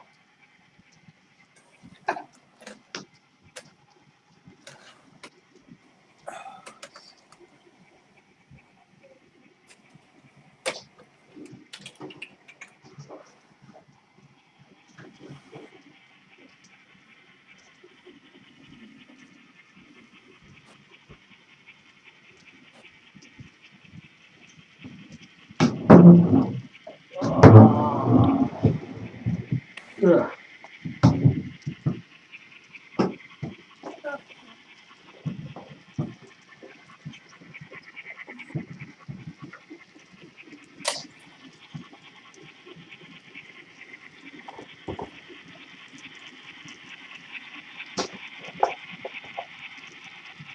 The motor, the subwoofer. I think that's something. Who was it? Ron Trentington was reviewing a Mikado, a BLI Mikado, and it had the thunder sound or something. Is that what you're talking about, Heath? Oh yeah, Heath, Rolling Thunder. That's the one. Yeah, is that what Heath's talking about with they have it remoted the subwoofer to get a fuller sound? Yeah, so what they do is like the subwoofer, you can base it, put it anywhere, and as the locomotive gets closer to it, it increases the volume, and as it goes by you, I believe it's at its max or whatever you set it to. So it gives you the doppelganger, what's it called, the Doppler effect. I think so. I mean, I could be wrong, but that's what I understand it to be. And I heard it's really cool. I'm sure it sounds great with those steam locos going by. Yeah.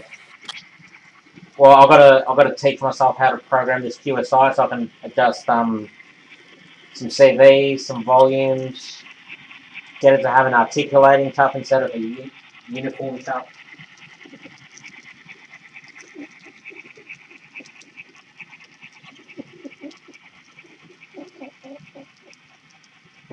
Doppler effect would be awesome, though. I've got a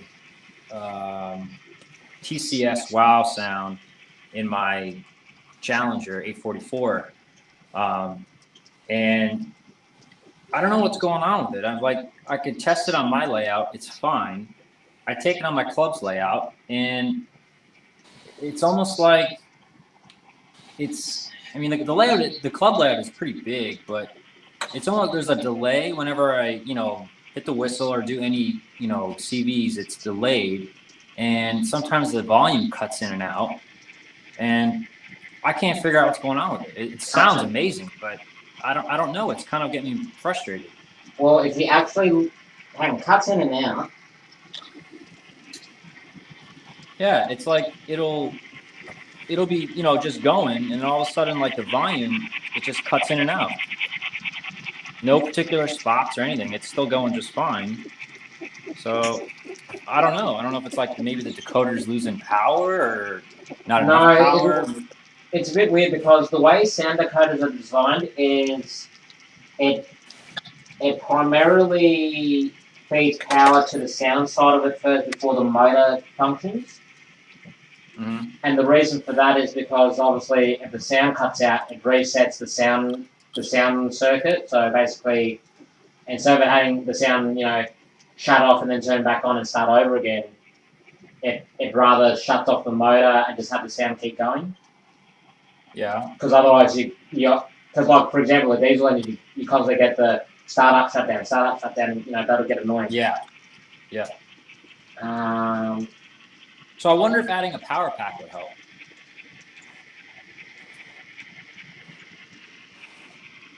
I don't know if there's something wrong with the decoder. Like I could, I might pull it out here and put it on my layout and see if it does it. This will be a first. We'll get a steam loco on my small switching layout.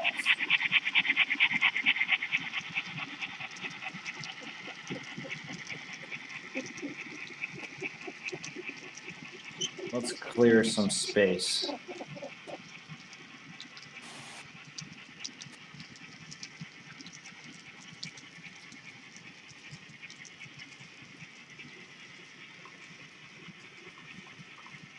It's a shame because I was gonna do like a really cool video the other day. I had all my Union Pacific cars, I had the tenders, I had everything at the club. And I was gonna try to make like a cool, like 4th of July video of the 844 running. And the sound kept cutting out. I got so pissed off. I was like, I don't know what the hell's going on. I'm just doing a quick Google, and a lot of people, like there's one guy's having the same issues where he's got it in a steam engine, and what would happen is the engine will slow down a little bit, and the tapping would just turn back on, and then go out of sync. Huh. And they were saying it was the BMF, the BEMF, which is the back electronic motor feedback or whatever it's called. Yeah.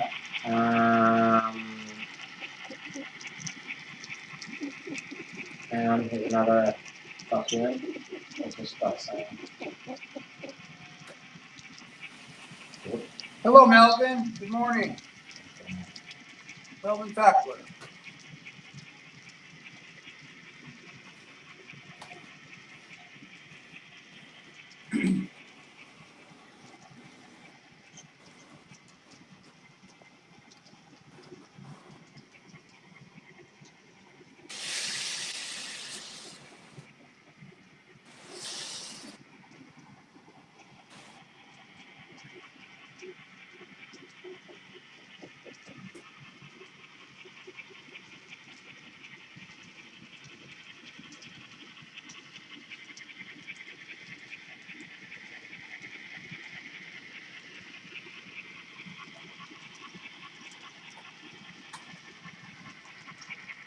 I'm just gonna clear some space and Yeah. I'll pull it out and see if it does it. Because I'd love to get it figured out. Yeah, well, I've so far read 2 articles that said something about the BEMF being an issue. Because you know how BEMF works? Yeah, back EMF. Yeah. Yeah, but does it make sense that it only does it on the one layout, not this one? Yeah, well, you got to think about how back EMF works. Is basically if the train is going under load and it's trying to keep it at constant speed, it'll draw more amperage. Yeah. And the amperage draw, if there's not enough amps to draw from, it'll just cut out. Yeah. So with the WoW sound decoders, maybe even though with most decoders I've worked with, the circuits always prioritize the sound circuit before the motor circuit to keep the sound constant. But it could be the back EMF is disrupting that signal and it's cutting the sound in and out.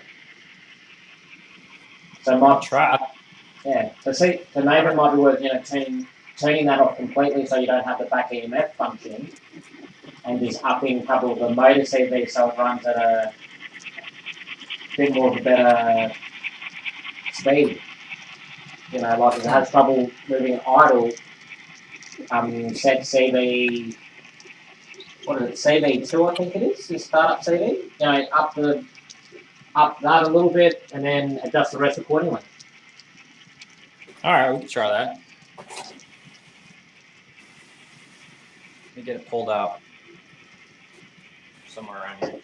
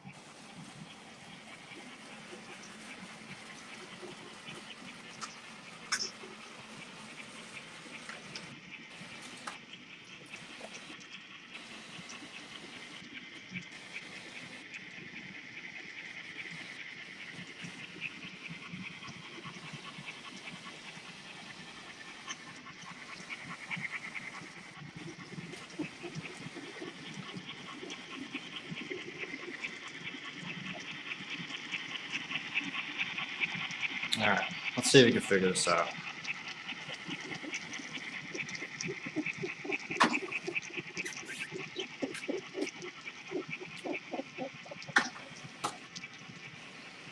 room for anything.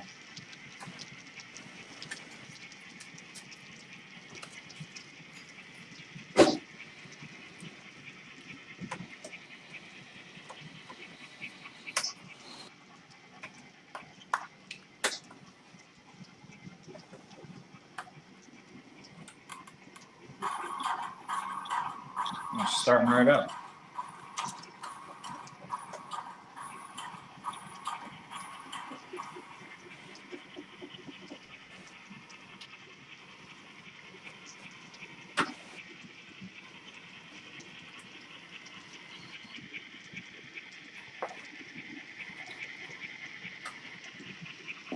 Do you have a tape alive in that logo? Could help. No.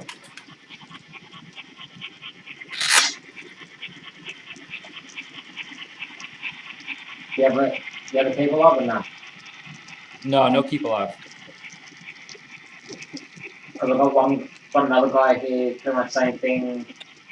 You know, he's not sure how sensitive the Dakotas are to power dropouts, but someone recommended putting a keep alive in it, and to maximise power pickup if possible. So add more power pickups if you can, just to nut it out.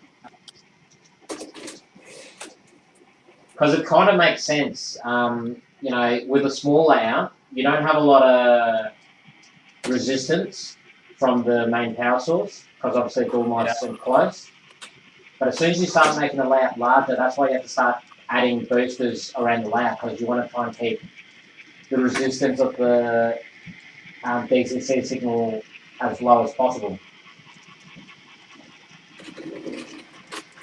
You know, which would make sense, because if the resistance is high, it won't allow good communication from the controller to the loco.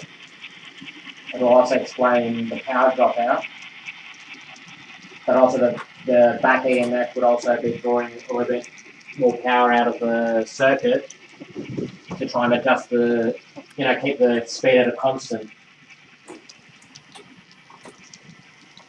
Now I have no idea if this is even going to work on this layout because it's so tight.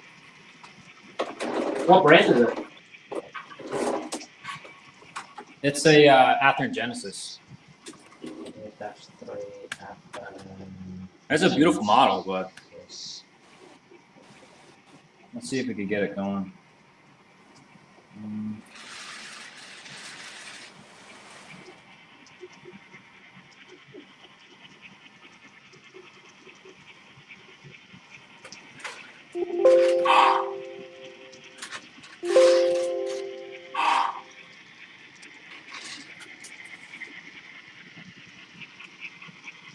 How tight are your curves? I don't know. 24 maybe? Okay, because I'm just looking at a model railroad review on them, and they got it running on a 22-inch radius.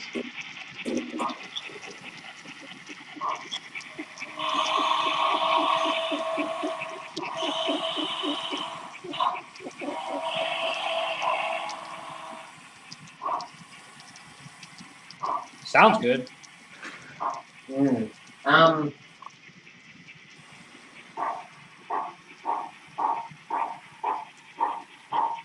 It's actually making it.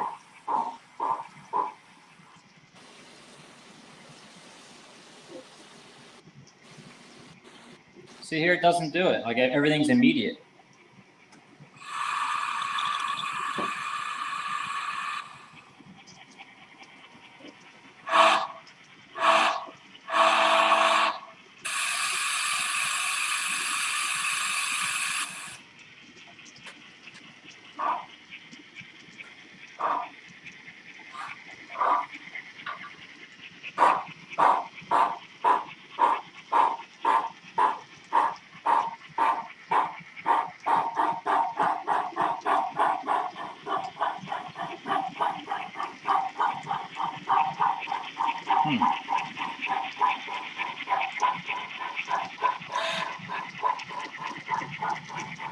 What hardware are they using? Are they using NC as well, or are they using Digitrax or something?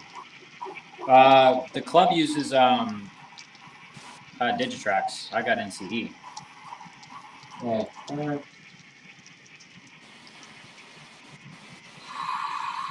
The only thing, how old's the layout? The club layout? I don't know how old. Yeah. I'm not sure. There's sections that were built at all different times, but it's all got the upgraded, Digitrax and all the boosters and everything. How many boosters does it have? Or how big is it, and how many boosters? It's a really large layout. I don't know. There's 3 different main lines. There's it's very, very large, but no one else has any problems with anything, which is kind of weird.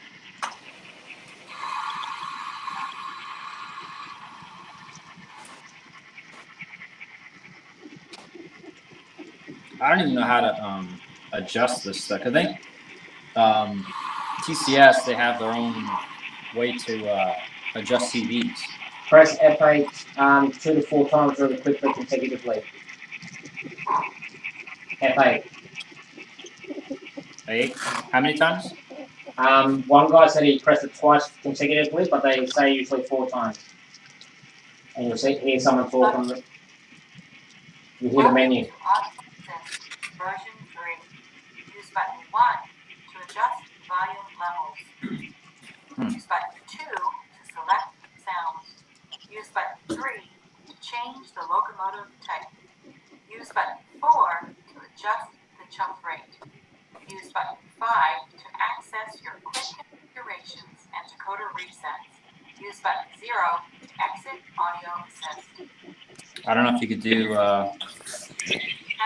I only heard the last bit. Press 0 to exit audio settings. 1 to decrease the chuff rate. Goodbye. That sounds like a TCS. Claude, Yeah. cuts out. Claude, where did he leave already? He was, but then he cut out. There he is. Claude. You. So I don't know if you heard. I got a TCS decoder here. Yeah, And I recognized it. when I'm on my club layout, it often will have delayed. If I hit like the whistle or the bell, it's delayed, and some parts it'll actually the sound will cut out and then come back in, cut out, come back in. But on my layout, it's absolutely fine, and it's the only one that's ever had this issue at the club layout. Huh. I'm thinking it's a resistance issue between the booster and where it's located on the main line. That could be. So how can I fix that? Could I use a keep, maybe put a keep alive in it or something, or? Yeah, well, if it's a TCS decoder, it should probably have one already on it. Is it a like a plug and play board? It's a 21 pin decoder, so it doesn't have one. Okay. Yeah, that's what I would do. Put a keep alive in it. Maybe even 2. The ones that I've gotten have the motherboard that snaps on in place of the board that was in the DC engine, and then it's got the decoder plugs into that. Yeah. In the top of that, but it's got it. Those boards from TCS come built-in keep alives. That's one of the things I like about them. I don't know how I could add a keep alive to, like, if the factory Athearn board with the 21 pin decoder. Oh, that's easy. It's easy. Yeah. Basically when you wire them in, you wire. Because when you get the keep alives, they come to the wires, but basically it's you wire one to the blue wire, so LED common, and then the black wire to ground, which is left rail. That's it. Really? Yep. Yeah. And if you have any problems, just go on their site, TCS site. They can help you with it, or they probably have a video on how to do it. Because my what's it called? Kato Mikado Southern, I'll put a keep alive in that, and it's running a Digitrax DS121 decoder, which you ask anyone out there, even Google it, and no one has any information on how to put a Keep Alive in it. But if you look at every Keep Alive DIY on how to install one, it's always the same. You know, positive goes onto light output common, and the black and the ground wire connects to left rail. Okay. Yeah. Yeah, maybe I'll do that then. I'm thinking that it's got to help it. Yeah, that should. Because otherwise, the other thing as well is all the Keep Alives is just capacitors. So if you can figure out what capacitors you need to buy to actually just kind of make your own, you just do that. I've got a bunch of them. Because a couple of my Digitrax, my Kato Digitrax E9 A and B units, they're running the Digitrax sound decoders, and they just came with I think it's a 100 farad capacitor for a Keep Alive. Yeah. Which does bugger all, but it does help for the split second it goes over a frog or something. Yeah. But you're running HO, you have unlimited room almost. Like you can almost fit enough capacitors in there to run it on plastic track for maybe 30 seconds. Yeah. So you could literally turn off your layer completely, and the loco will still be running until it runs out of juice. Yeah, you can take it off the track and it'll run. Oh, you're back, Claude. Yep. I squeezed the car wash in 2 sides of the rain. It's raining like cats and dogs again, but I got in the garage just in time. I was just gonna say, if it's raining, why are you washing your car? Because we had bugs all over, Kevin. You're gonna have a whole lot more. Drop. There it is. We had bugs all over it the other night when we had it out on 4th of July. We drove about 3 hours 4th of July trying to keep the dog from going crazy. I can't believe this locomotive is running on my layout without derailing. Okay. Well, you know what, guys? I'm gonna slide out of here because I gotta go grocery shopping for this weekend, and I got some other stuff I gotta do. So Give me some beer. And Claude can hold it down now. Hold it down and All right, mess it up, 1 to 2. Yeah. Well, I will talk to you guys hopefully Saturday morning, and we'll see if that works. And I'll talk to you, Shannon, tomorrow at some point. Hopefully. Yeah, easy done. Safe. Okay, guys. Take care. Take care, Steve. Bye-bye. Bye, John. Bye.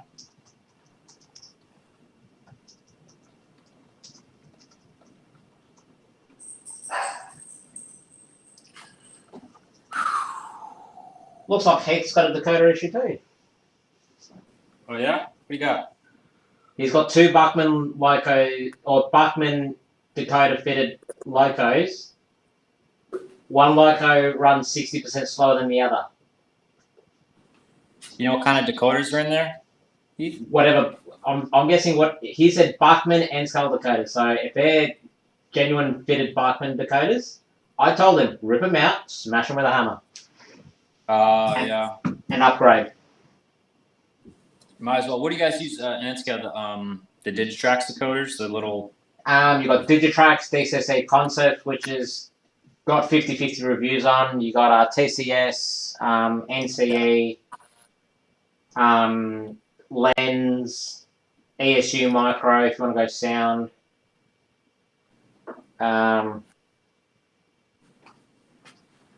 If anything, diesels are the harder ones to fit decoders for than steam locomotives. Heath, did you try messing with anything prior to that, or that's how they came out of the box? Because I've had that. Sometimes I've done like a factory reset on all of them just to start fresh. Maybe you put in some trim or something by accident.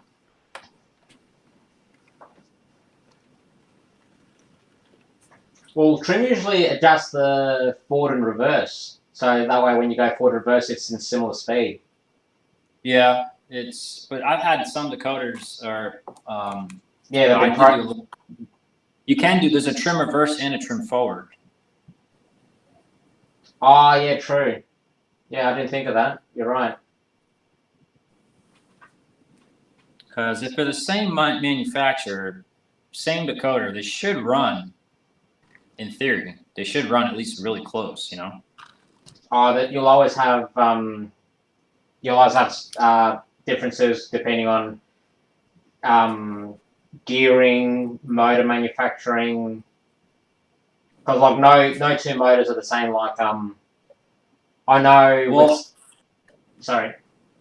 I've got 4 of the recent ready to run Athearn SC40-2s, and I was amazed. I put like just function only decoders in them, no sound. Yep. And I had all 4 of them on the track, and I went to run them to try to con system. They ran like so in sync. It was unbelievable. Like I've never seen anything like it. All 4, like I kept them like a few inches apart, and they just stayed the whole time. I've never seen anything like that. Yeah. That was the only time I've ever seen them like factory locos be identical. Yeah. Well, Scale Trains, when they bought out the GTEL 8500s. Yeah, when they first brought them out, especially N Scale, they put out a video which I think now has been privatized, so you have to pay to watch it or something. Anyway, they're showing how they manufacture those locos, and at the factory, they've got a test bench for all the motors, and basically they speed check all the motors. So they have someone there. Literally, they put the motor in the test bench. They run it up on both directions with the those lasers that can count rotations. Yeah.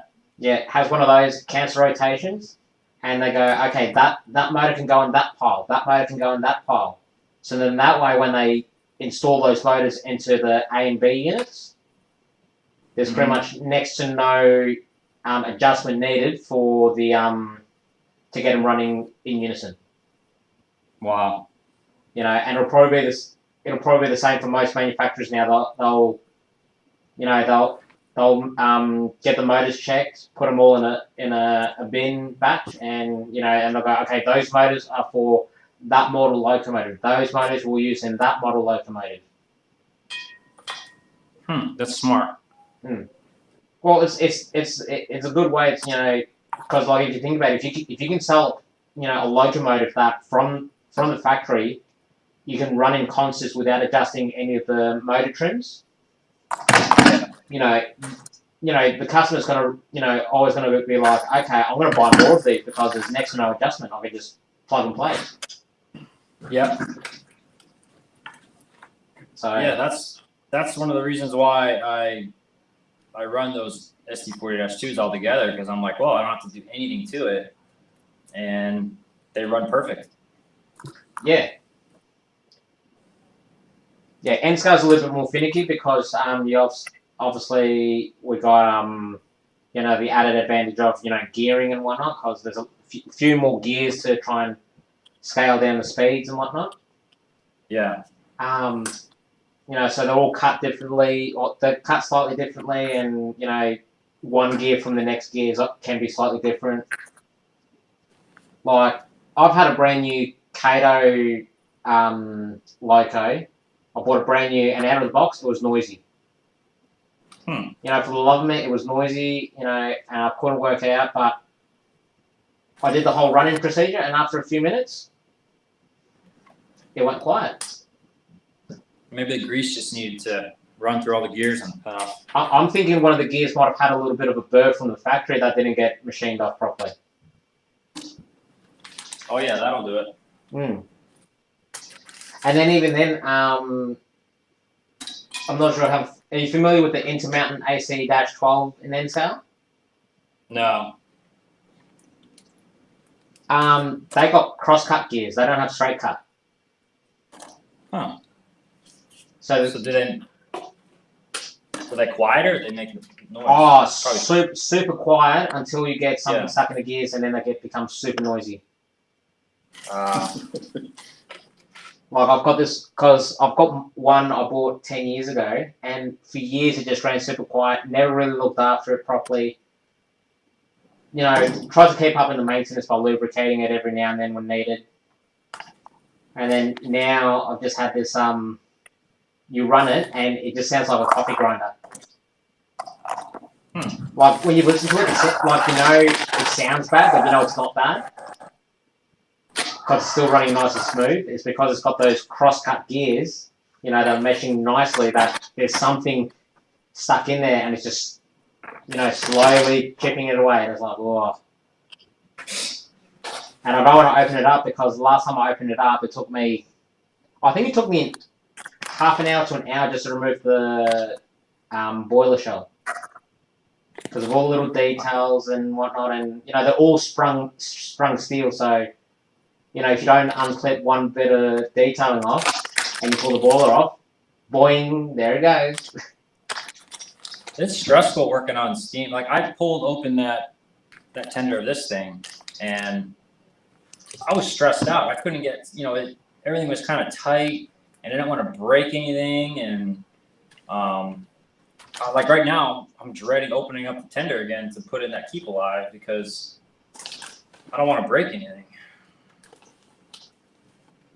And with this thing, I mean, I'm sure this thing's worth some cash right now. The 844, you can't find them on eBay anywhere. Well, actually, last one I saw went for like $1,000. Yeah, it's amazing once they go out of production.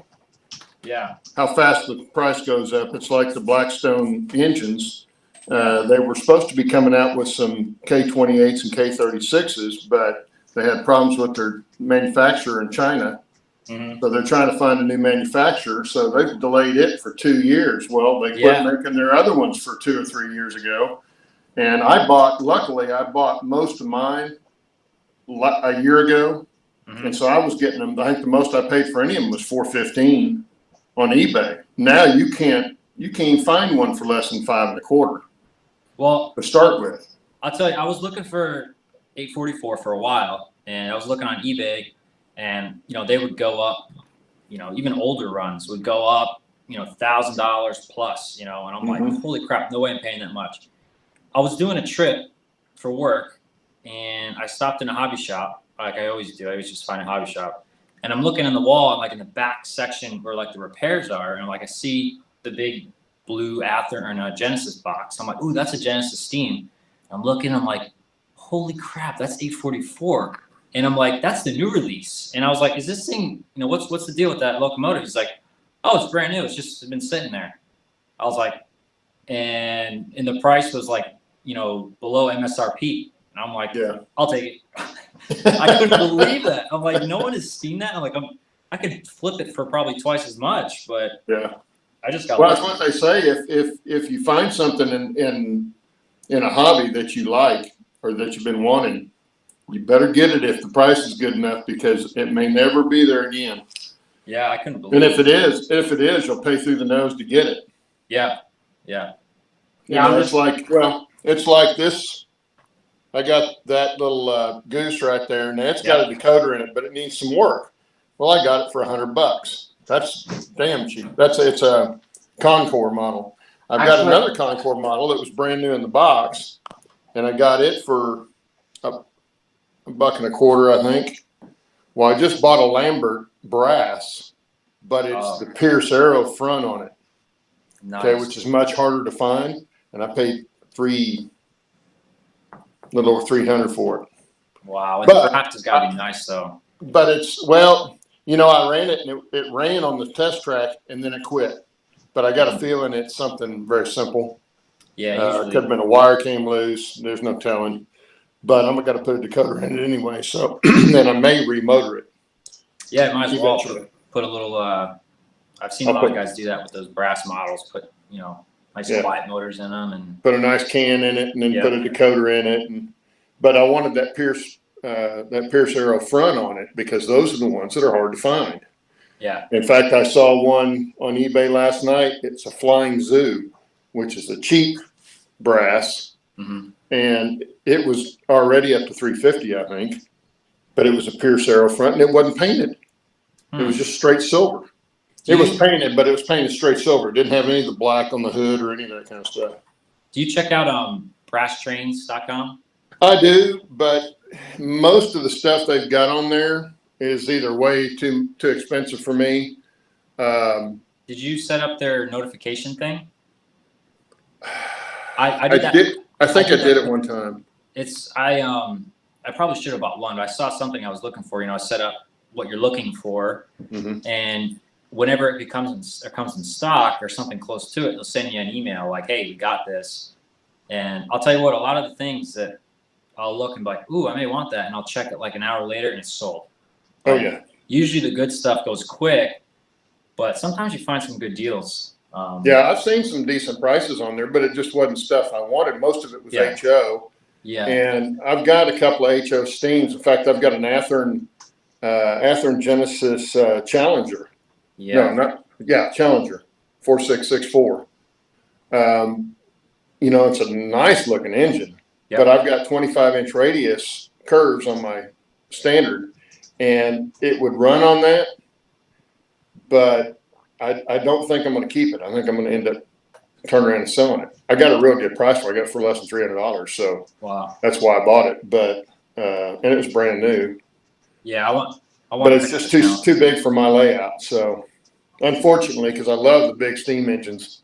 Yeah, I've been like recently really getting into them. I mean, obviously I can't run them on my layout, but I run them on the club, and I don't know, beautiful. I love it. I got pre-ordered the big boy from Athearn. So I think that'll be in, towards the end of the year. In fact, here's the box. Let me flip that around. Here's the box. Yep. Oh yeah.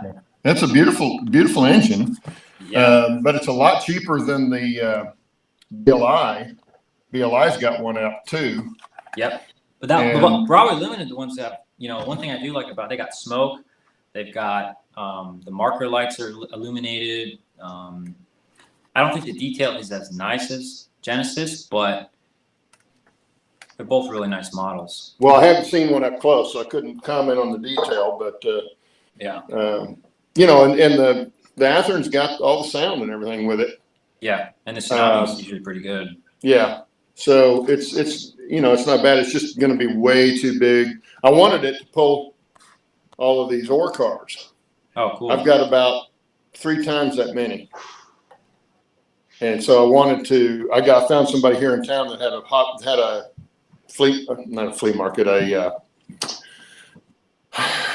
secondhand store. And he was getting these. I don't know where he got them, but he was selling them for real cheap. And I bought every one he had. Nice. And they already had couplers on them, and I've changed some of the wheels on them already. But I wanted a bunch of those, and like I say, I've got these lined up here, but I've got a bunch more of them, and I was going to have it pulling that, as an ore drag, but and it'll pull it too. I'm sure it would. At the club where I'm at, we have a coal mine and then a big, beautiful like a steel mill, and so we've got like a ton of coal cars. I mean, probably over 60. Yeah, and when I was there a few weeks ago trying to run this, I put a string of probably like 50 on there, and it's like, let's see if it'll pull it. And it pulled it just fine all the way around the lane, up the grade, down the grade. It was amazing. But it was that's pretty cool. Yeah. What's your mainline radius on the club? Probably pretty good size. It's big. Yeah, I would say minimum on the one line that we usually run passengers on is probably like a 30. It's pretty big. Yeah, I would think that'd be a minimum, because I've got 25 here, and that's it's bigger than what you used to get for the Atlas. The large Atlas Snap Track was only 22.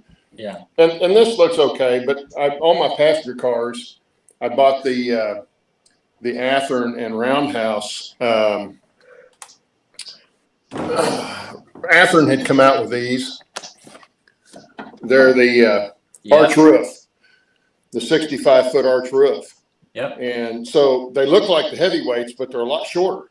Yeah. And so for the short turns, they look a lot better. Well, I bought these, and paid whatever Atherton wanted for them.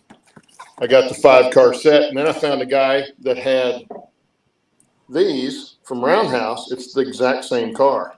I think the only difference is the couplers are the McHenry couplers or something like that, and they're not worth a damn, but the cars are the same cars because Atherton now has Roundhouse. Yeah. And he had, let's see, 1, 2, 3, 4, 5, 6, 7 cars that he bought from Caboose Hobbies there in Denver. It still had the sticker on there for about $300 something, and I got them for $88. Wow. Yeah.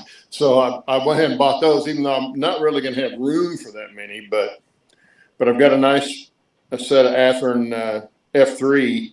You can see that yellow box. Mm-hmm. There's an Atherton F3 diesels A and B set, and they're both powered.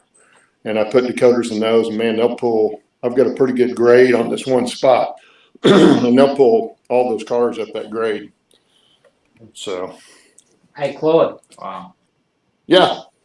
Guess what popped up on eBay Australia 2 days ago? Those geese. No. Oh, so I figured somebody bought them and turned them. Yeah. Nah. A Micro Tsunami TSU-750 Galloping Goose sound decoder. Huh.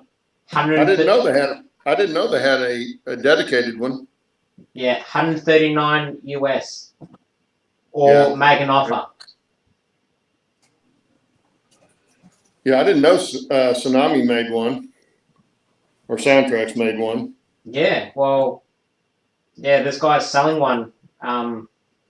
And when you were saying you had a goose that that kind of died, but you're gonna put a decoder in it anyway, I'm thinking first thing popped in my mind was like, shit, I saw that the other day. It's too big for my geese. Yeah, but it cost me $150 to get it here to the States. Well, I'm gonna send a whole bunch of stuff to Steve, so. But Well, yeah. I'm a ways from doing that kind of stuff yet. Yeah. I'm trying to get this where I can run some trains. But I've been doing all this scenery and stuff on this thing and building trees like crazy. Oh, as you do.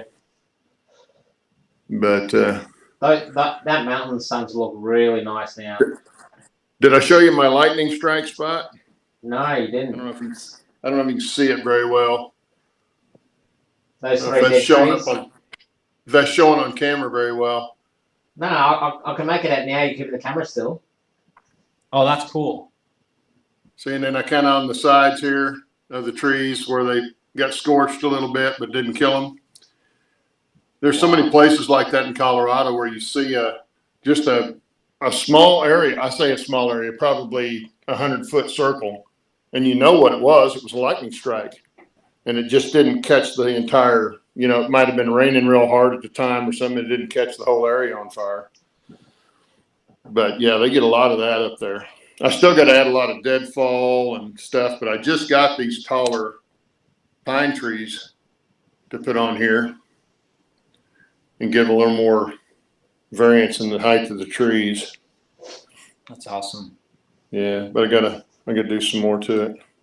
Yeah, there's a couple of things I'd have changed. I wish I could have made it bigger around, not for the scenery part, but just for the track location on it.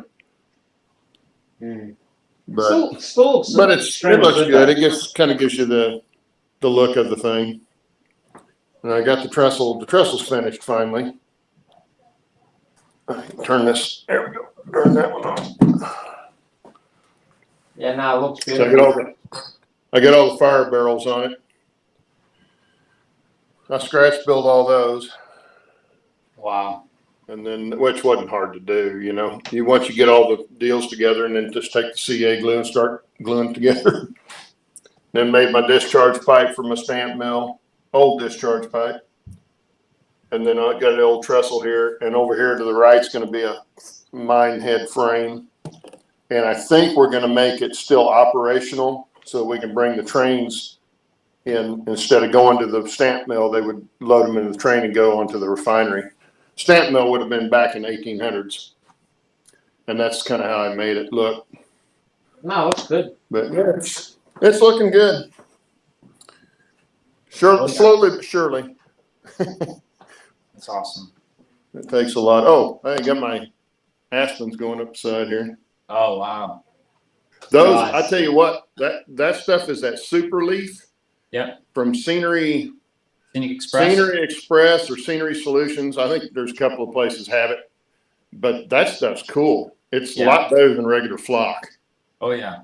Those trees really aren't particular. Those are those cheap Chinese wire trees that I pulled the green foliage off of and painted them, and then put the yellow super leaf on it. And it came out really well. Really like that. But anyway, I probably should get off here. I got to go. Yeah. I still got to finish packing and get the car set up and all that fun stuff. Because my sister-in-law is going with us. Yay! She's going to sit in the back with the dog, so. That or they can both be at the front, one driving, one passenger, and you can be in the back sleeping. Yeah. Yeah. Do that too. No, I'll probably head off as well because I've got to get up early tomorrow and I've got to help the ex get a bed for her new place. So, you know, I'll take my oldest boy with me so that way he can go see his mum for a little bit and yeah, fun times. All right, guys. Alrighty. Well, You guys thanks for take coming care. It's again. good to see you again, John. Yeah, good seeing you guys. Yeah. Have fun in Jacksonville. Oh, don't worry. Yeah. We'll be doing that. Yeah. You be careful flying out of Aspen. Oh, yeah. Oh, yeah. Oh, We'll God. see you later. Take care. All right, see you guys.